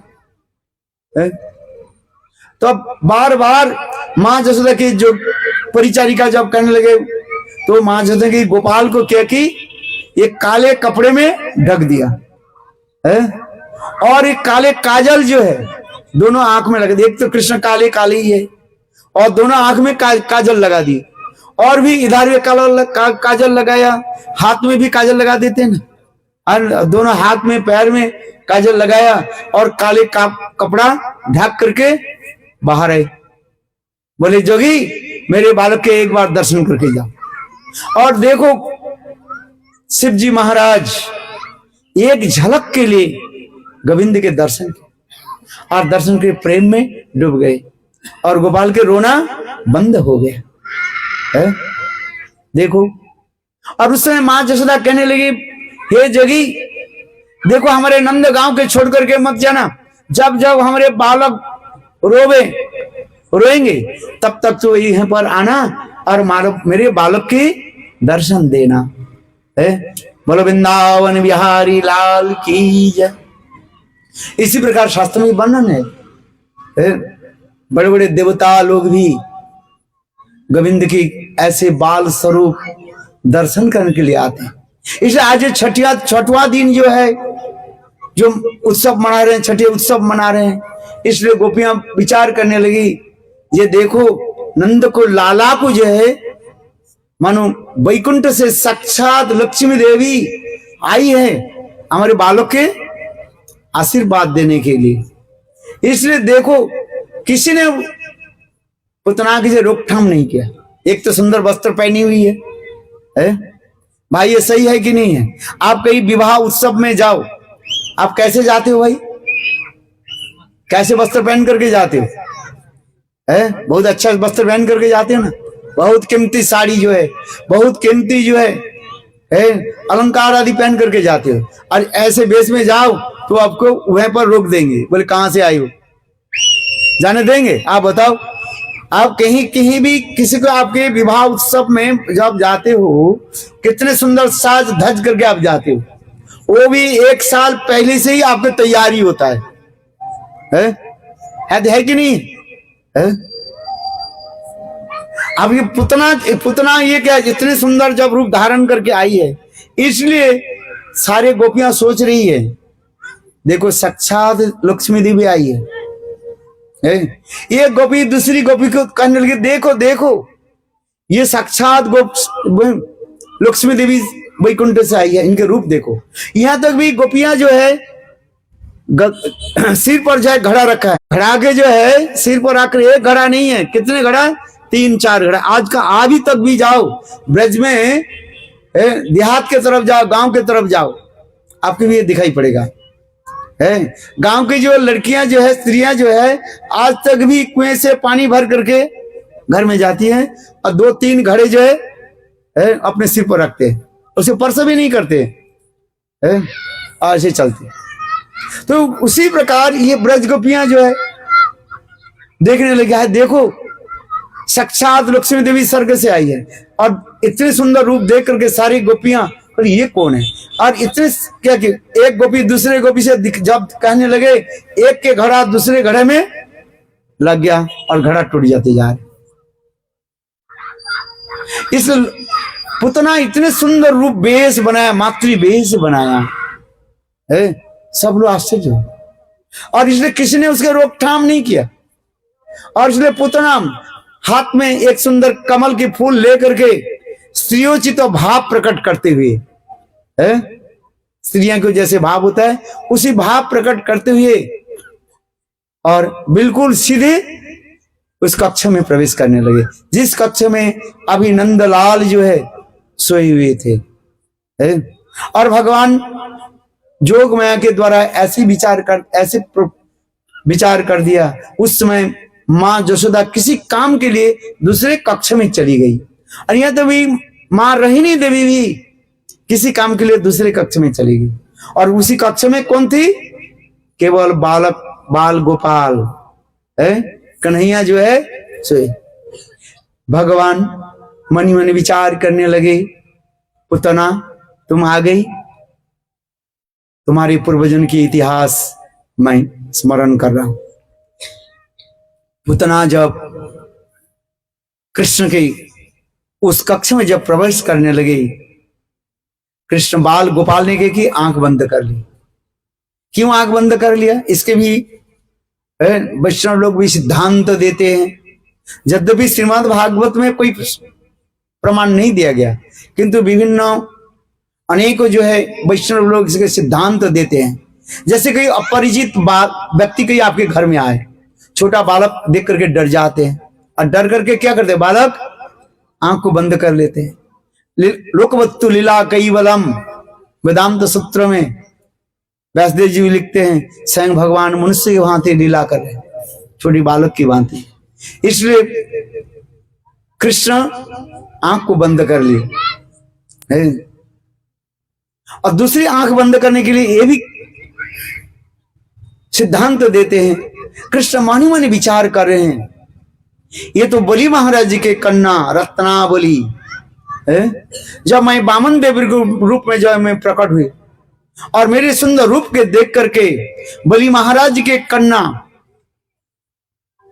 रत्नावली व रत्नमाला कहा जाता है, मेरे रूप के दर्शन करके इतने आकृष्ट मन ही मन विचार करने लगे, ये ऐसे सुंदर बालक है, ऐसे बालक मेरे ऐसे बालक होते मैं इसके स्तनपान कराते। उस समय स्वयं भगवान वामन देव वंशा कल्पतरु कहा जाता है, भगवान के निकट आकर कोई थोड़ी सी भी इच्छा कर ले भगवान पूरा कर देते। इससे स्वयं भगवान वामन देव कहने लगे, हे रत्नावली मैं तुम्हारी इच्छा की पूरा करूंगा, तुम्हारी जरूर मैं तुम्हारे स्तनपान करूंगा। फिर जब भगवान वामन देव बलि महाराज के सर्वस्व लेकर के, सब कुछ लेकर के, और उनके तीसरी पैर के द्वारा बलि महाराज को सुतल लोक में प्रवेश कराया, उसको देख करके रत्नमाला बहुत क्रोधित हो गई।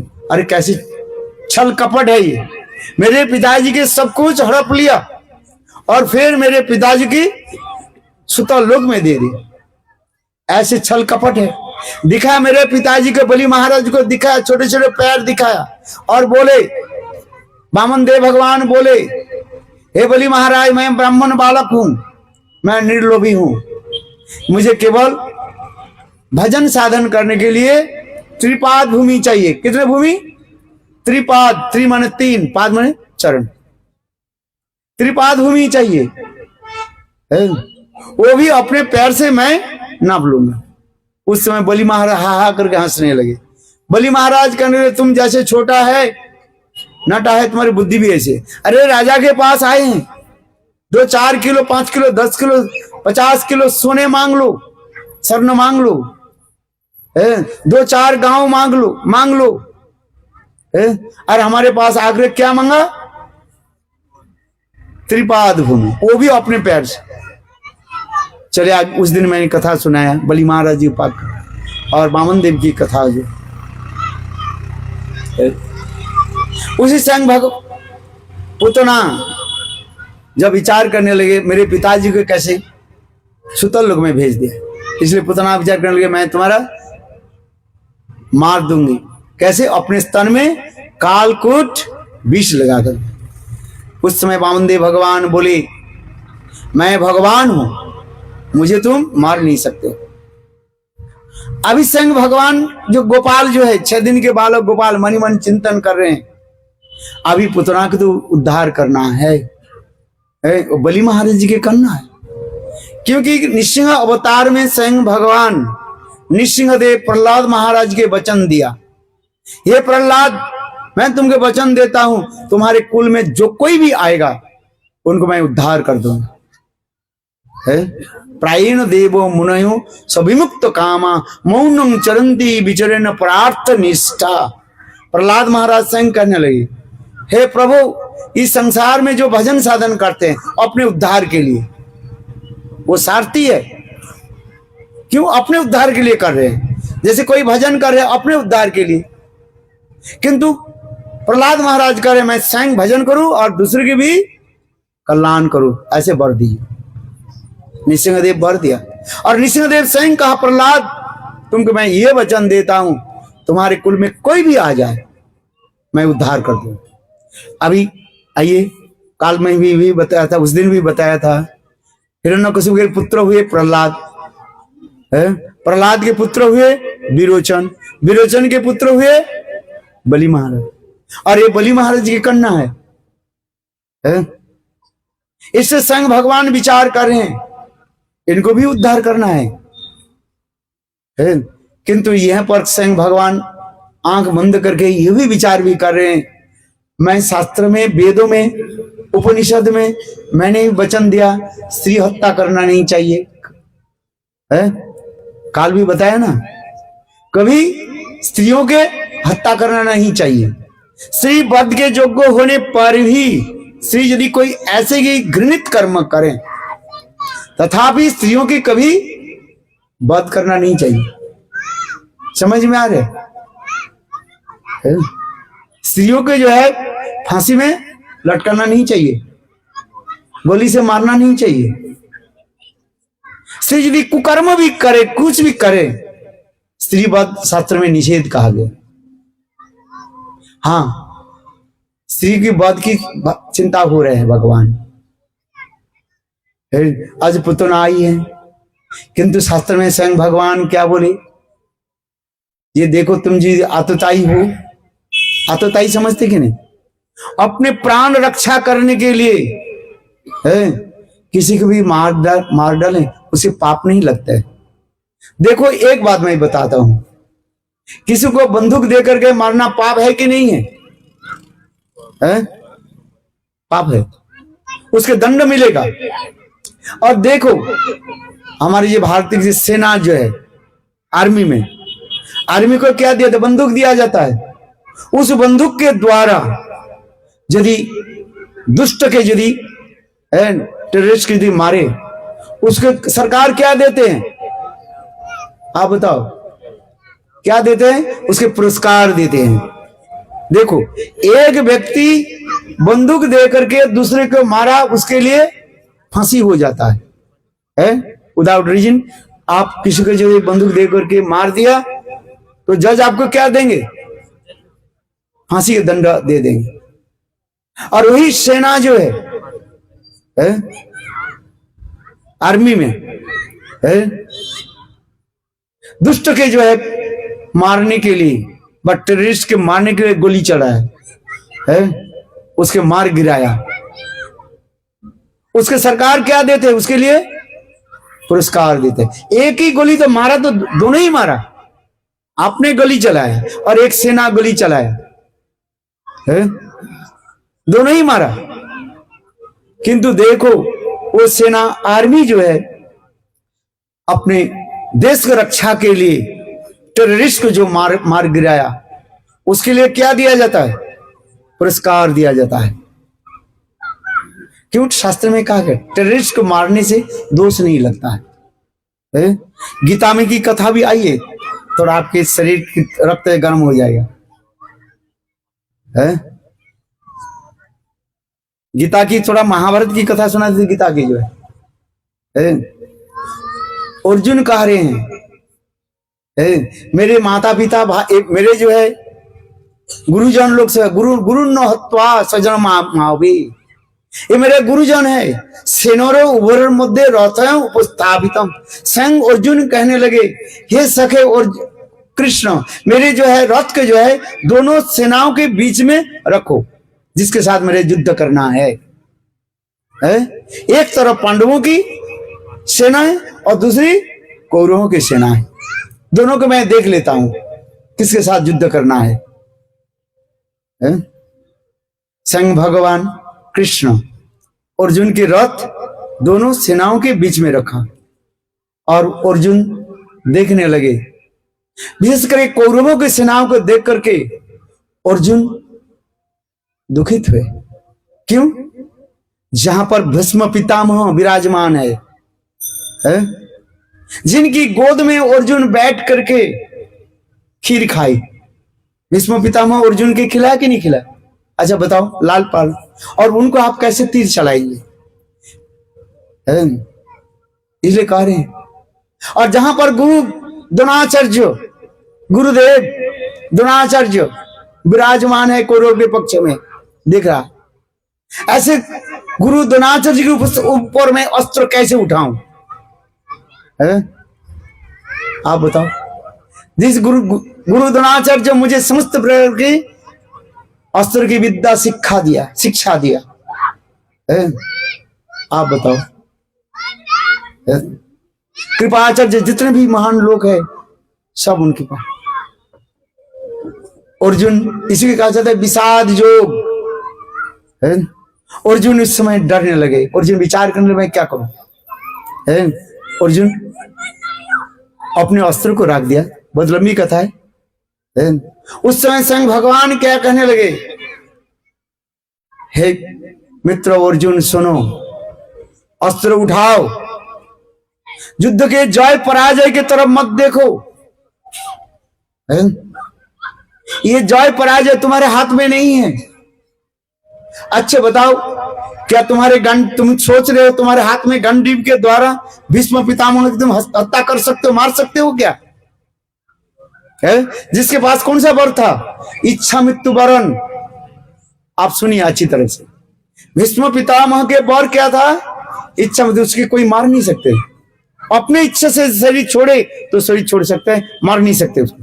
स्वयं भगवान कर, तुम कैसे मारोगे बताओ? कर्ण, जिसके पास क्या है? कुंडल है और देवी, कुंडल और कवच है, क्या तुम उनको मार पाओगे? तुम्हारे जितने भी दैव अस्त्र भी भेद नहीं कर पाएंगे। कैसे तुम इसके मारोगे? आप बताओ।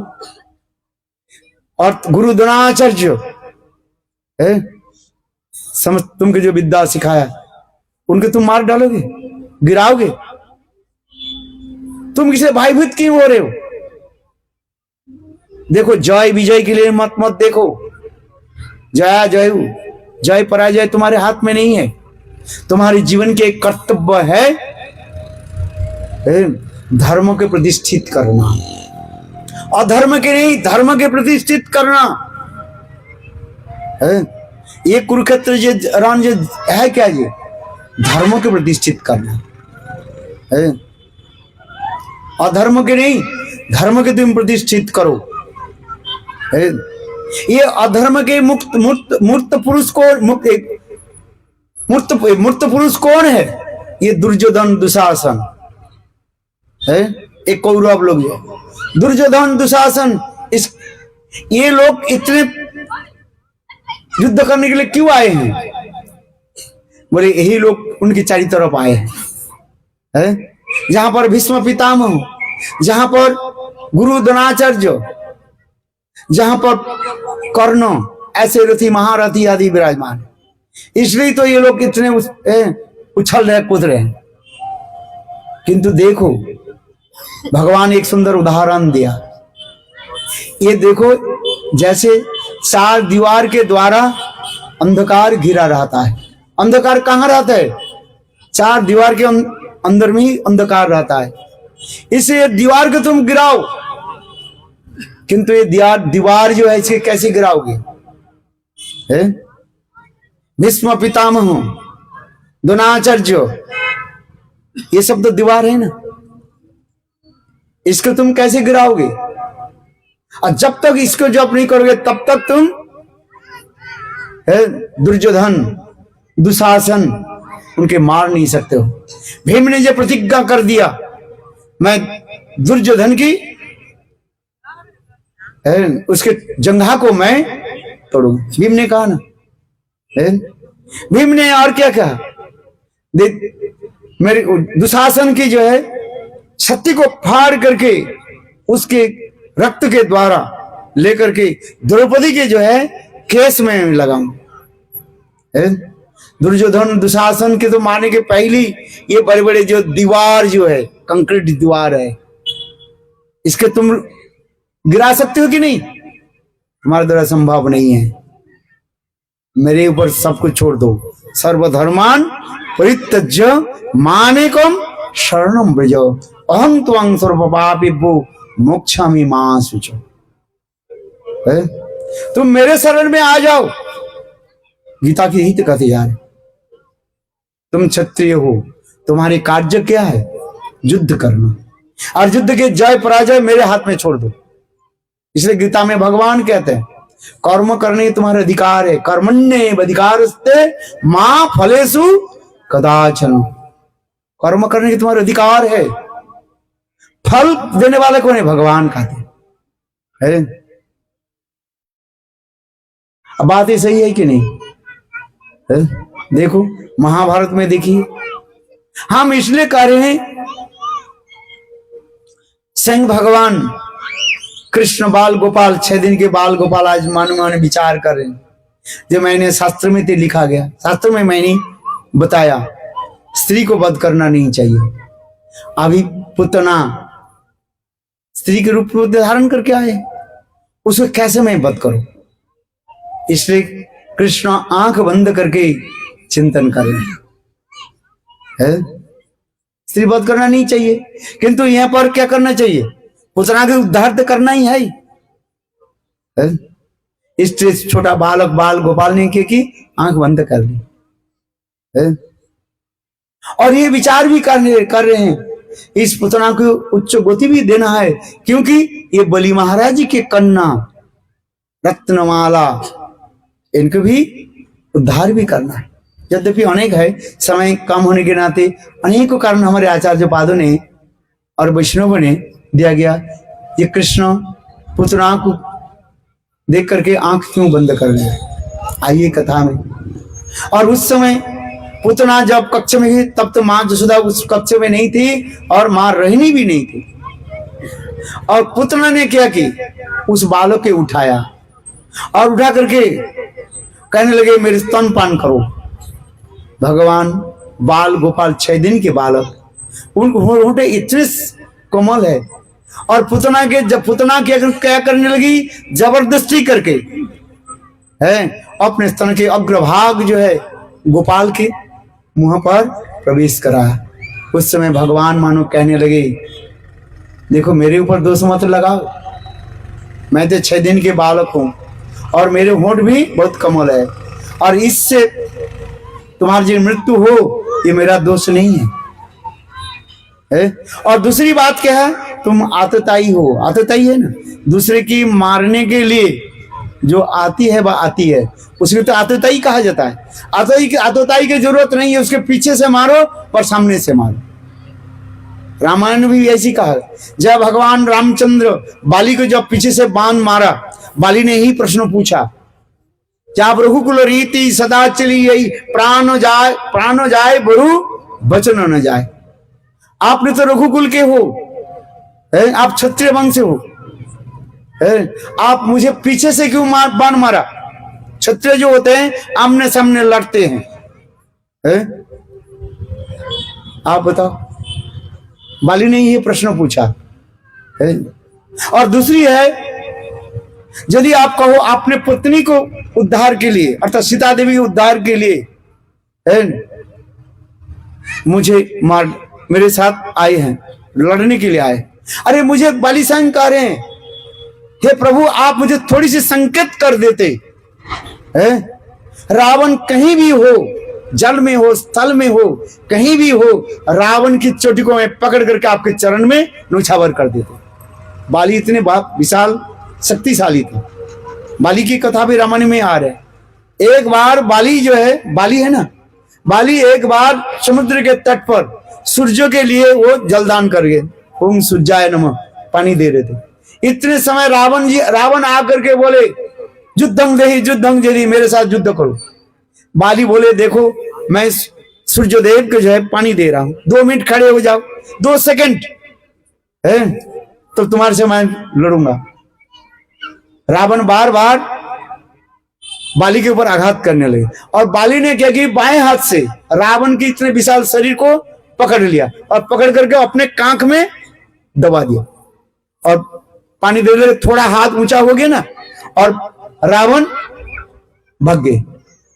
रावण जानते थे बाली कितने विशाल शक्तिशाली है, ये समझ तो वर्णन है। इसलिए बाली कह रहे हैं प्रभु मेरे भाई सुग्रीव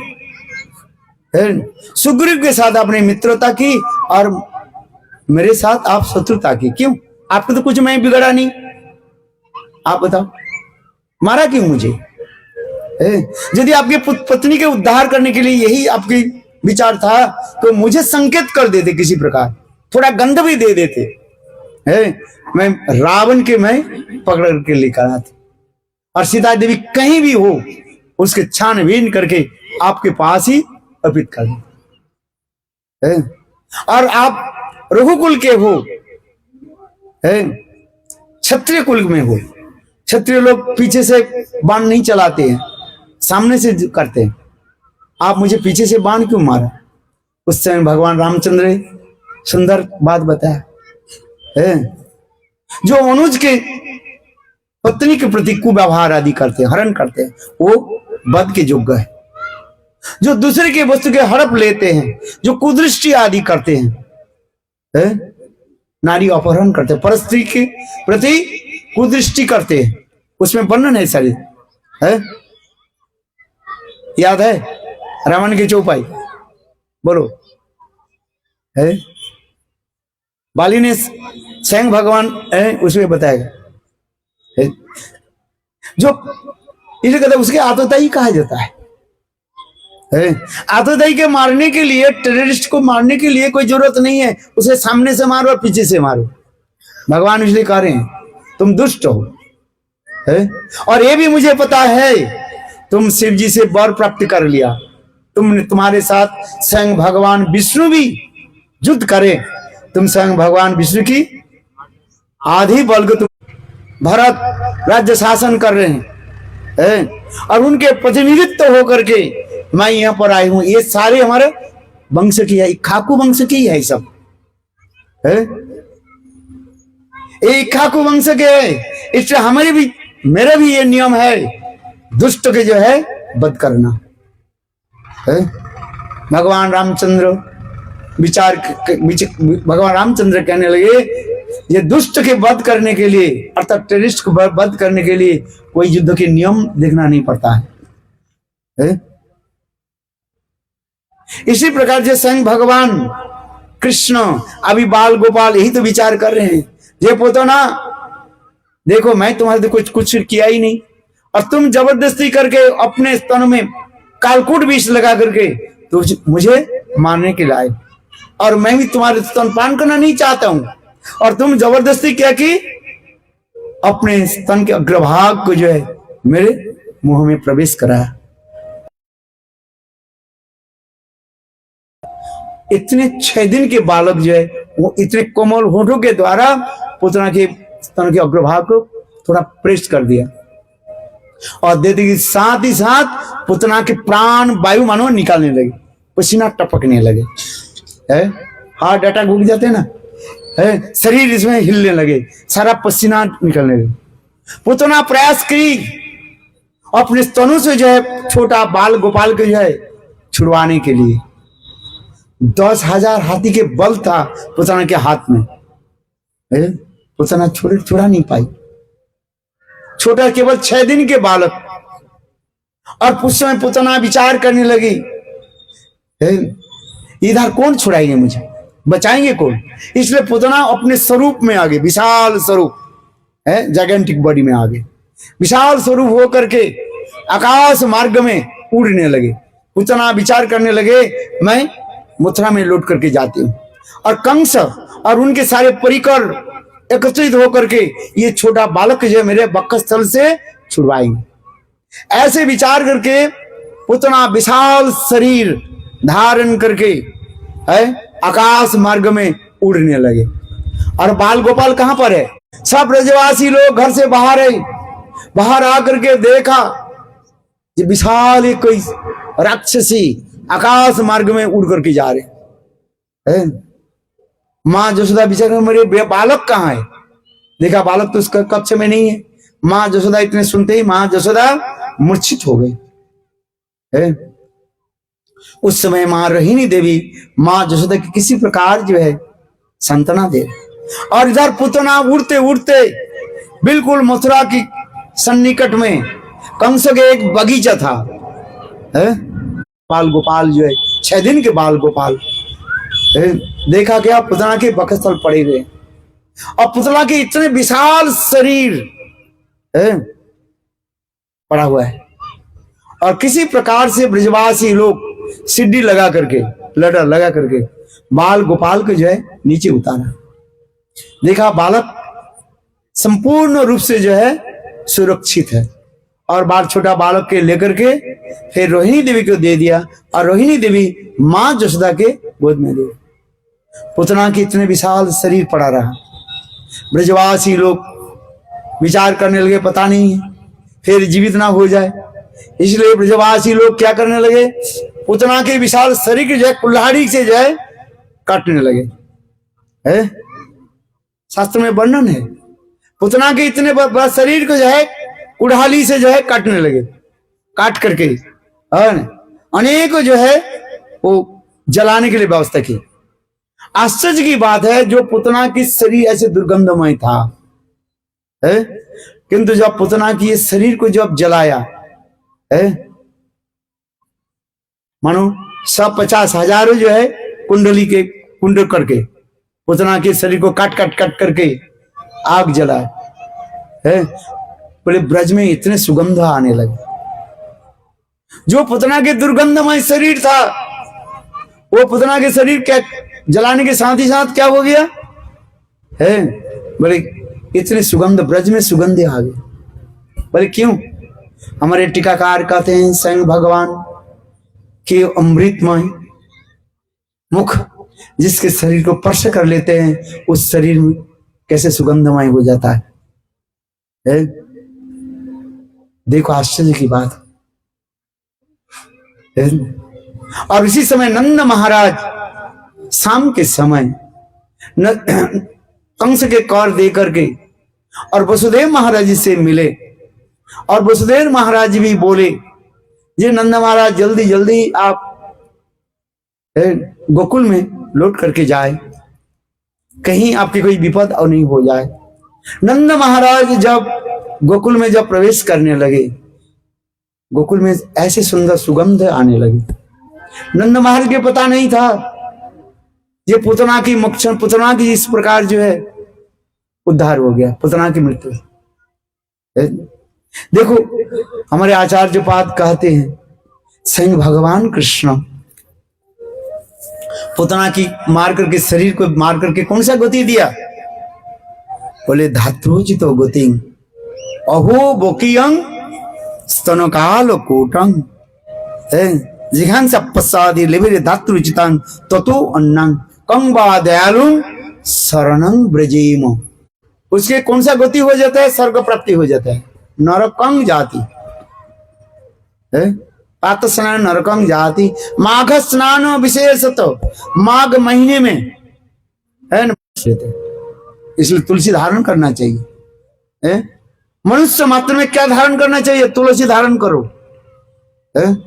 जो मनुष्य तुलसी धारण नहीं करते हैं, श्लोक में स्पष्टीकरण कर दिया, माला गले में धारण करे आता है, तिलक लगन उनके जमलोक में जाना पड़ता है, और उस तिलक में अनेकों प्रकार तिलक भी बात है, किंतु सर्वश्रेष्ठ तिलक क्या है? उन्नंग धातुचित गति के कहा जाता है। गोलोक में मां जसोदा के परिचारिका के रूप में भेज दिया भगवान।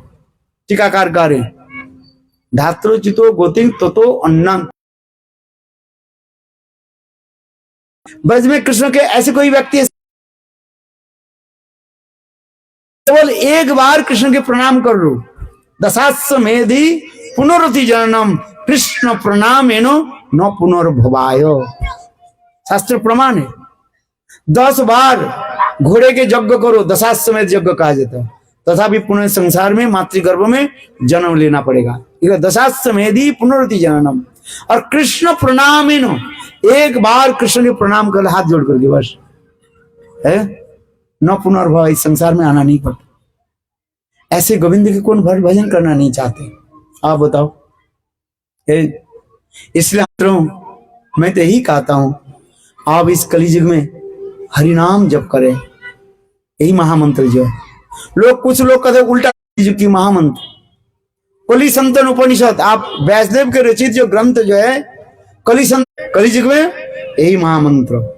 हमारे चैतन्य महापुरुष कहा, कहीं प्रभु कहे कहिलाम यही महामंत्र। चैतन्य महापुरुष कहने लगे कलियुग में इसी मंत्र की जप करो, उल्टा करके नहीं। कोई कहा देखो संग भगवान कृष्ण है, पुतना की ऐसी सुंदर सदगति दे दिया, इसी कहा जाता है पुतना मोक्षण लीला भी कहा जाता है। इसे हमें शिक्षा देते हैं। ये पुतना तात्पर्य क्या है? पुतना, पुत माने पवित्र, ना माने नहीं। जो पवित्र नहीं है, अपवित्र है, उसकी पुतना कहा जाता है। किसी को हम कहते हैं ना तू जैसे पुतना जैसी है, you are as like Putana, माने यू आर इम्प्योर, अपवित्र, अनचेस्ट है। पुतना शब्द करते हैं पुतना, पुत माने पवित्र, न माने नहीं। जो पुतना पवित्र नहीं है उसी पुतना का किसमें होता है? छल कपट के पवित्र नहीं, अपवित्र कहा जाता है। पुतना की अनेक जो सिद्धांत दिया गया। ये छल कपट, पहले आप सुनिए छल कपट किसको कहते हैं? ऊपर से एक बात कहते हैं और दूसरी एक कहते हैं, उसे कहा जाता है छल कपट। भी उसके भी पुतना भी कहा जाता है। मधु तिष्ठति जिहाग्रे हृदय तु हलाहलम, शास्त्र में कहते हैं मुख में बहुत सुंदर सुंदर मीठी मीठी बात करते हैं, और मारने की लाई थी, और भगवान ने उसको देखो इतने उच्च गति दे दी। छुपा नहीं सकते हो। देखो भगवान और गुरु के निकट आप छुपा नहीं सकते हो। छुपाने के लिए प्रयास किया कि नहीं है पुतना? किंतु भगवान ने क्या की है उनकी, तब तक मेरे हृदय में शुद्धा। अच्छा, कृष्ण की अनेकों लीलाओं की कथा श्रवण कराया, जिसमें जो है नीचे रख दिया। और उस समय कंस के एक अनुचर, उसके नाम था सकटासुर, वो कंस, और देखा उस समय कृष्ण उसके नीचे सोए हुए और शरीर में उन्होंने क्या की प्रवेश किया और दबाने के लिए प्रयास की, और छोटा बाल गोपाल कृष्ण अपने पैर के द्वारा ऐसे उछाला, वो सकटासुर मर गया। तात्पर्य ये सकटासुर क्या है? भारवाही कहा जाता है। आप बताओ, कुछ मिलेगा आपको? जिसके लिए आप इतने कठोर परिश्रम कर रहे हैं, जब आपकी मृत्यु के समय होगा ना, कोई आपके पास में नहीं रहेगा और कुछ भी कर, यदि रहे भी कुछ कर नहीं पाएंगे। सब सोचेंगे ये वृद्ध पिता माता कब मर जाए। ये हमारे संसार के क्या है? बोझ है। बोझ समझते हो? All their burden in my family. आप जितने भी अर्थ धन कमाओ, जब वृद्ध काल आएगा तब आपको समझ में आएगा। सभी सोचेंगे, बहू आकर के कहेंगे, ये देखो सास ससुर दिन रात खक खक खक खक खांसते रहते हैं, मेरे बेटा की जो इन्फेक्शन हो जाए। बातें सही है कि नहीं? आप देखना, जितने धनीगार हो, कुछ भी हो, ये पिता माता के अलग कर दो, नीचे जो है कमरा है ना, नीचे रखो। ये वृद्ध पिता माता हमें रात में सोने नहीं देते हैं। हमारे बच्चा जाग जाते हैं रात 12 बजे 1 बजे, वृद्ध पिता माता खक खक खक खक, हमारे बच्चा जग जाते हैं। नहीं तो हम इस घर को छोड़ करके दूसरी जगह में हम मियाँ बीबी रहते हैं। चलो, ये पिता माता के साथ रहना नहीं है। और पिता माता के जब पैर हैं तो खक खक करेगा नहीं करे। अब वृद्ध काल जो आ जाते ना, थोड़ा बहुत कैसे ही संसार में भार लेकर हम चल रहे हैं। और सारग्राही क्या है? संसार के सार क्या है? भगवत भजन। हम तब आ जाएगा ये कफ पित्त वायु आकर के गला को क्या करेंगे? चुप्त कर देंगे।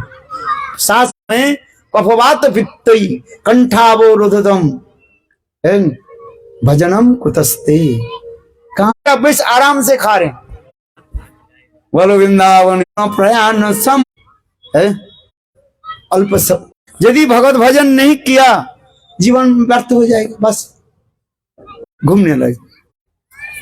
कथा मंडप भागवत कथाना तेओ यजमान बन्या અને હમણાં જ થોડીવાર પહેલા મારી સાથે એમની ટેલિફોનિક વાત થઈ કે અત્યારે તેમના પત્નીની નાદુરસ્ત તબિયત છે, તેઓ અમદાવાદ દાખલ છે, પણ હોસ્પિટલના બિછાનેથી એમના ધર્મપત્નીએ એવું કીધું કે માધાપર મધ્યે જે ભાગવત કથા ચાલી રહી છે ત્યાં આજે જ એવી જાહેરાત કરાવો કે વર્ષ 2025ની અંદર દ્વારકા મધ્યે ભક્તિ વેદાંત વન ગોસ્વામી મહારાજના વ્યાસપીઠ પર પુનઃ હું યજમાન બનવા તૈયાર છું અને વર્ષ 2025માં દેવભૂમિ દ્વારકા મધ્યે પુનઃ હરેશભાઈ પંડ્યા પરિવારના યજમાન પદે અને યસ 2025 225 નેક્સ્ટ યર આપણે ભાગવત કથાનો એ યજમાન બનવા તૈયાર છે। જોરદાર તાળીઓથી યજમાનની ભક્તિ વેદાંત વન ગોસ્વામી મહારાજ અને ભાગવત પ્રત્યેની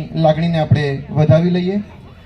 એવા જ એક પ્રતિદિન વક્તા અને શ્રોતા વચ્ચે જે સેતુ બંધાયેલો છે અને સહપરિવાર જેવો કથા શ્રવણ કરી રહ્યા છે, એવા આજના ભોજન સમારંભના દાતા આદરણીય હાર્દિક કુમાર દિલીપ કુમાર શર્મા જેવો અત્રે બિરાજમાન હોય તો વ્યાસપીઠ પર પધારો અને ગુરુજીના આશીર્વાદ ગ્રહણ કરો। જે શ્રોતા બને એમનું જીવન ભાગવત અને વ્યાસપીઠને કેટલું સમર્પિત હોય છે એ આ સન્માનિત મહાનુભાવના આપણે જે કંઈ પણ પુણ્ય કર્મો છે એમના આધારે સમજી શકીએ છીએ। રૂપિયા 5000ની ધનરાશિ આદરણીય સચિનભાઈ મહેશભાઈ ભટ્ટ પરિવાર તરફથી આપણને આ કથા પ્રસંગે મળેલ છે। આદરણીય સચિનભાઈ મહેશભાઈ ભટ્ટ અત્રે ઉપસ્થિત છે નથી? છે, બોલાવો છો ને? યસ. એમની વચ્ચે આજ પવિત્ર ભૂમિ પર આપણું મંદિર નિર્માણ પામી રહ્યું છે. એની આસપાસની સોસાયટી એટલે કૃષ્ણા પાર્ક સોસાયટીના આગેવાન આદરણીય સુખદેવભાઈ ચૌહાણ અને કૃષ્ણા પાર્ક સોસાયટીના આગેવાન સાથે ભૂતકાળમાં 2 વર્ષ જે નારાયણવાડીમાં કથા થતી હતી એમના મુખ્ય ટ્રસ્ટી અશોકભાઈ આર્ય ઉપસ્થિત છે. આપ બંને વ્યાસપીઠના આશીર્વાદ ગ્રહણ કરો, આદરણીય સુખદેવભાઈ અને આદરણીય અશોકભાઈ.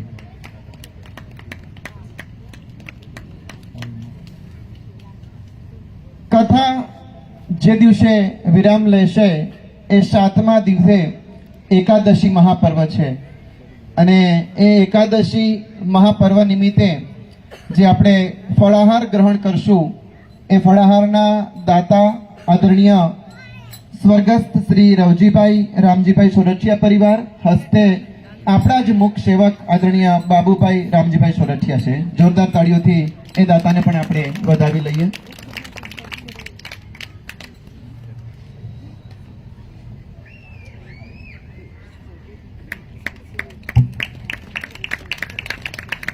ખૂબ ખૂબ આભાર. આગામી જે કીર્તનનો આદેશ થયું છે એ મુજબ આપણે કીર્તન લઈએ.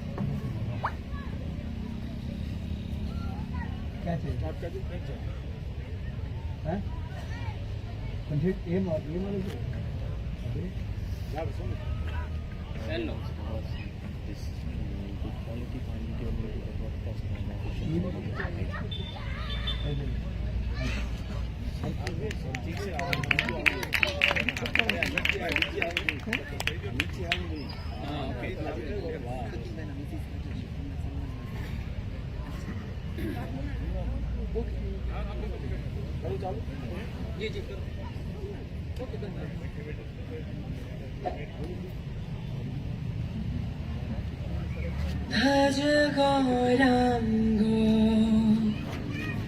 कहो गौरांगो लहो गौरांगो